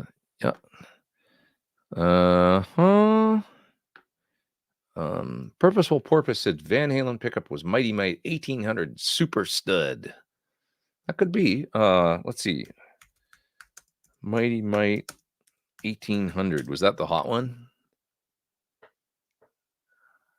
Was that the super hot one? I'm not 100%, but I think it is. Mighty Mite Super. Mighty Mite 1800 with. Those look like they've just a two. Wasn't it? The 1400 was 9K, right? And then is the 1800 the 13 or 14K? Is that right? You're saying the Super Stud. That's the one with no adjustable pull pieces. Why do you say that? I wonder. Best but known for being used by Van Halen. Pickups measure 13 k ohms. And it was ceramic, right? It's interesting. It could very well be. I mean, I wouldn't be at all surprised that that was the pickup that was in the Destroyer. You know, I'm of the opinion that I've been for a long time, like, I don't know, Super Distortion or Mighty Mite equivalent, similar. So it sounds like you're saying it was this one that didn't have the hex screws, but the studs, or do we call that slug? You know, it's quite possible. And it looks like it's about the same spec, Super Distortion, but with slugs, you know. And I've often thought that was what was in the Destroyer. Now, I think what was in the white and black guitar was, at least for that record, was the Duncan. So I think it was overwound, the 9K, you know, sort of 78 spec, the Ain't Talking About Love sound, versus the You Really Got Me sound, which is that big, fat, huge, full range, tons of bass. And that's the one that I think, you know, you may be right. I put a Super Distortion in my Destroyer and played, and I was like, oh, there it is. Sounds like You Really Got Me, you know? So we're not talking about one guitar, are we? We're talking about two, you know, two pickups. So I think the sound on Ain't Talking About Love or anything with a tremolo is much different than the sound on You Really Got Me, which is that big, broad, ceramic, high output thing. Make sense? I think, right? Right. It was a zebra picket that was in a Sunburst Strat right before the recording. Is that right? I know the pickup you're talking about. So but what you think the zebra pickup was in the which guitar? I've said too much. Which yeah, I know the pitch, the photo you're talking about, the with the early one where he had the first cut, you know. But are you saying that he put that pickup in the black and white guitar, or in the friggin' Destroyer? That's what I want to know. What do you think? You haven't said too much. Say what you think, and actually tell us why you think that. Nobody's going to sue you, I promise. Have you ever played or heard Thornbuckers in a PRS? No, but I've heard of people doing it. And I've heard numerous people actually say that they got a Thornbucker set and they loved it in the PRS. There's a few people that are like, these are great. Like, and they've contacted me and said, I put these in a guitar. I didn't like the PRS pickups. And I put Thornbuckers in and it changed it. So that's true. I've heard that from a few. Yeah.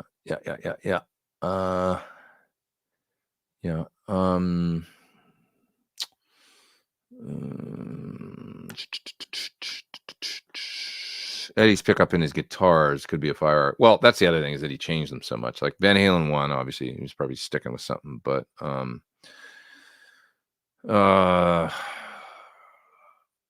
you know, by 1980, you see a double cream in the now red, white, and black guitar, and you know, all kinds of. There was just pickups coming in and out of those guitars like crazy. Not to mention necks and stuff. So, yeah.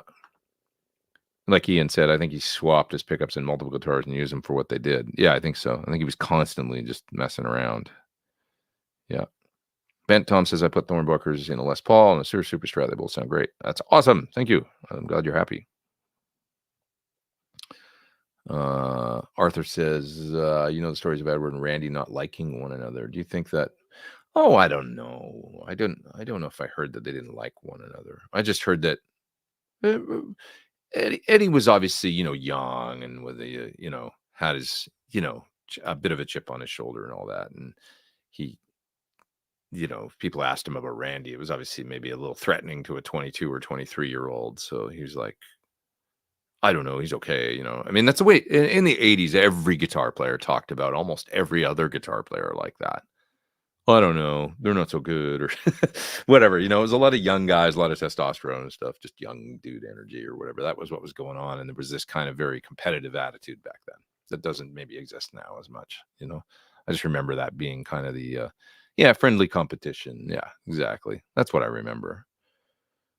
The Zebra was in the Sunburst. Stupid. Ed said I didn't like the first album tone. That's right.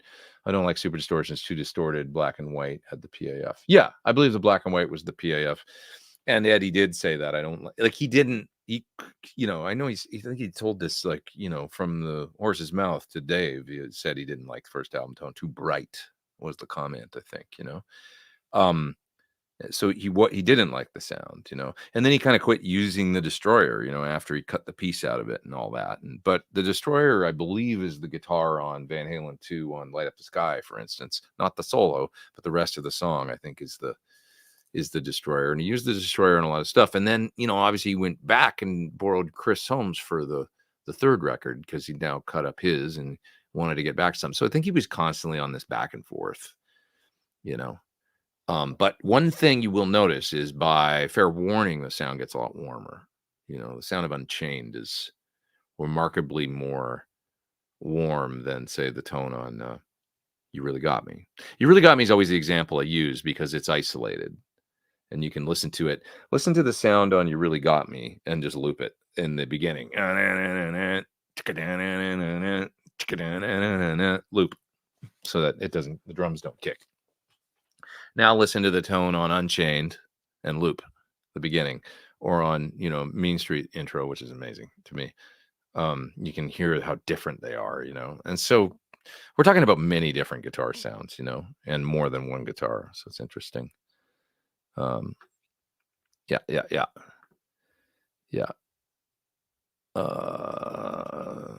Let's see. There's a picture of Phil X with Edward, and he has a different neck on the Frankenstein. It's probably the Wolfie neck, right? Because he had a wolf neck on Frankenstein for a while.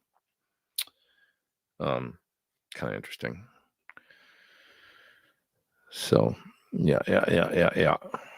I never saw, I don't think, that guitar up there. It was always put away or something. So anytime I was there, I did see the 5150 though. That was pretty cool. Hanging on the wall one time when I was in there, probably more than once. And the Ripley guitar. He handed me that guitar. I was like, holy shit, Top Jimmy. That's cool. Yeah. But I remember the 5150. And I was like, oh, god damn, look at that. There it is. Just hanging on the wall. It's weird. It's like a lot at once, you go up there and just be nervous generally anyway, but then I go in there and then he's talking to you. So there he is. And then, but oh my God, that's the 5150 guitar.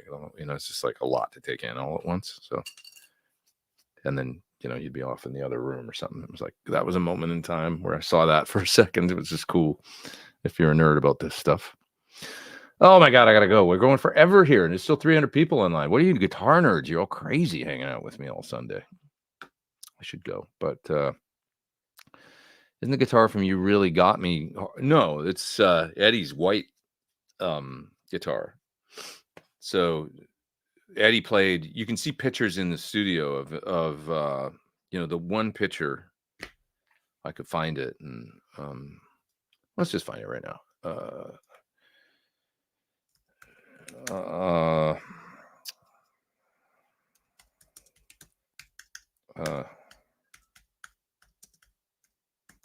I'm gonna find it and share it.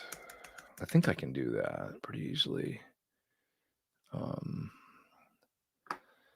Yeah, there it is. God, isn't the internet amazing? easiest thing I could probably download this picture and then put it in the chat, do all that stuff. But the easiest thing for me to do is probably just take a photo of it and then show you. So this is the picture that I was thinking of. So you can see Ed there. That's the one of the only photos. And Ed in that picture is holding the white destroyer. And you can even see his cabinet clearly. You can find this picture by Googling what I just did. VH1, Don Lande, Sunset Sound photo, and you will find this picture quite easily if you want to look at it closer. But you can see Ed's got the back to the window. You can see the headstock of the white and the neck of the white painted destroyer. So that was before he mangled it. And I believe that session was when they were cutting On Fire, I think, that day. I think. I believe it says, let's see, from in the Facebook here, it's Sunset Sound Recorders. This picture never gets old. Van Halen tracking, VH1 is studio. Sunset Sound. This picture was taken by Don Lande, October of 77. As you can see, Eddie is playing the Ibanez Destroyer. What song do you think they were tracking? But I think it's On Fire because I think there's a little bit more documentary. You can also see the mic on his cabinet. He's using an A cab and there's a mic on the top speaker, and I would assume there's a second mic on the bottom speaker. So you can see that.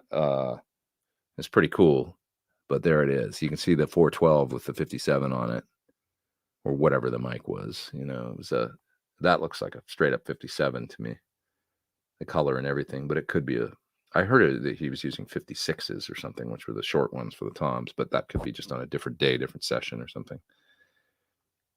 One thing that's interesting is it's not that close to the speaker.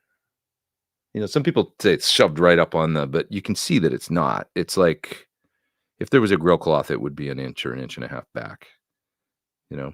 And it's interesting that it's an A cab, you know, because that'll be a little brighter. The top speakers are generally a little brighter, a little clearer. So, but anyway, you know, clearly that's the headstock and it's painted white. So you know it's the Destroyer. If we could only see the front of the guitar, there's the corner of the guitar, the white, you know, and it's before it was hacked and all that.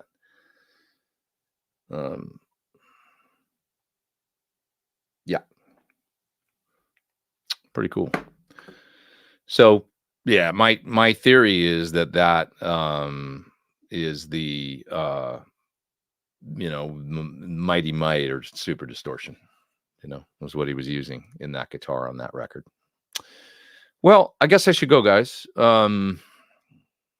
Keep getting interesting questions. Have you ever met Paul Gilbert? Yes, I took a lesson with him once, and I've met him numerous times. I actually jammed with him. There's a video of me playing with him in at Guitar Summit in Germany a few years ago. Billy Sheehan, Thomas Blug, myself. I think Chris Buck might have been. I think we were all on stage at the same time, is my memory of it. But I jammed with Billy and Paul, and that was really fun. And then I took a lesson with him many years prior, like probably 10 years ago. I went over to his house here in LA and just thought it'd be fun to take a guitar lesson with Paul. And it was great. It was awesome. Yeah. Ben Tom says, this is some serious nerd, you know what? I agree. What if on the guitar he turned around and there was a tremolo on there, right? You should get your hands on original 1800. They don't make them anymore. Would be the ultimate test. Yeah, I think it's really similar to a Super Distortion, though, right? Like they're a 13K, like a Super Distortion ceramic magnet. I think it's the same pickup, but like because they were copying DiMarzio. I know that. I've actually talked to Larry about that. About the, you know, he was pissed because he doesn't like stuff like that. But they basically, you know, started copying DiMarzio's, and it's just a matched coil ceramic magnet, you know, hot pickup, basically, I think. So, you know, we tried a Mighty Might, by the way, and you can hear it in my 23 pickup Van Halen test. I had an original, wasn't the slug coil one, but it was a, you know, looked like a Super Distortion. And I tried that, and I tried the Super Distortion. They both sounded very similar, but they sounded great for that sound. If Van Halen 1 is what you want, terrific. You know, through doing all of that kind of stuff, I got a little disinterested in it and started to realize the most important thing is your hands and your attitude. And as long as you have a reasonably close version of the guitar, that's good enough. Because Eddie didn't even use, he basically played the one guitar live a lot of the time after 79 or 80. We was messing around with obviously the Destroyer and like different things, but then he ended up just on the one guitar and kind of probably just like, I don't want to switch guitars all the time or whatever. And then he played all his songs on the one guitar. So if you're playing live, it's like, but yeah, Al Estrada thinks that he used the lower output pickup, which would be called the 1400. I think that's Al's take. He goes, I think the other one's too hot. I don't think so, but Al thinks so. And Al's a manly kind of player, and he'll even turn the gain down on the amp to like 8, the volume on the old Marshall. He thinks it sounds a little better and a little closer. I would agree that some of the amp tones aren't that dirty. Like, they sound sometimes better, especially some of the Van Halen 2 stuff can sound better with the volume down a little bit on the amp on 8, not necessarily on 10. Just back it off a little bit. And Eddie even talked about that. He goes, I like to push it beyond the thing and then just back it down a little bit. And maybe he did do that on the amp, because he didn't have a lot of things he could back down. It was just the guitar and the amp.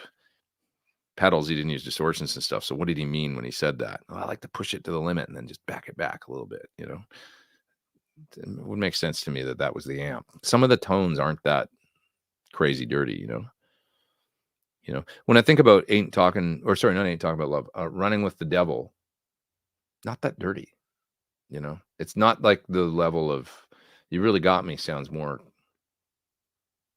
I don't know, especially when you listen to the soloed, the individual tracks that you can hear, because that stuff is all showing up. Listen to it. It's not like crazy gain distortion, Okay, enough. I gotta go. I gotta get some other stuff done today. It's 2:40, so I'm gonna jet. And everybody have a great week. And that was a super awesome Nerd Fest. I'll be back and do this more next Sunday, and I'll get a date nailed down with Blues sometime over the next 4 weeks. So Blues Saraceno will be a guest. It's been a moment since I've had a guest, so it's time, I think. Come on, Thorn, don't be lazy. Get a guest.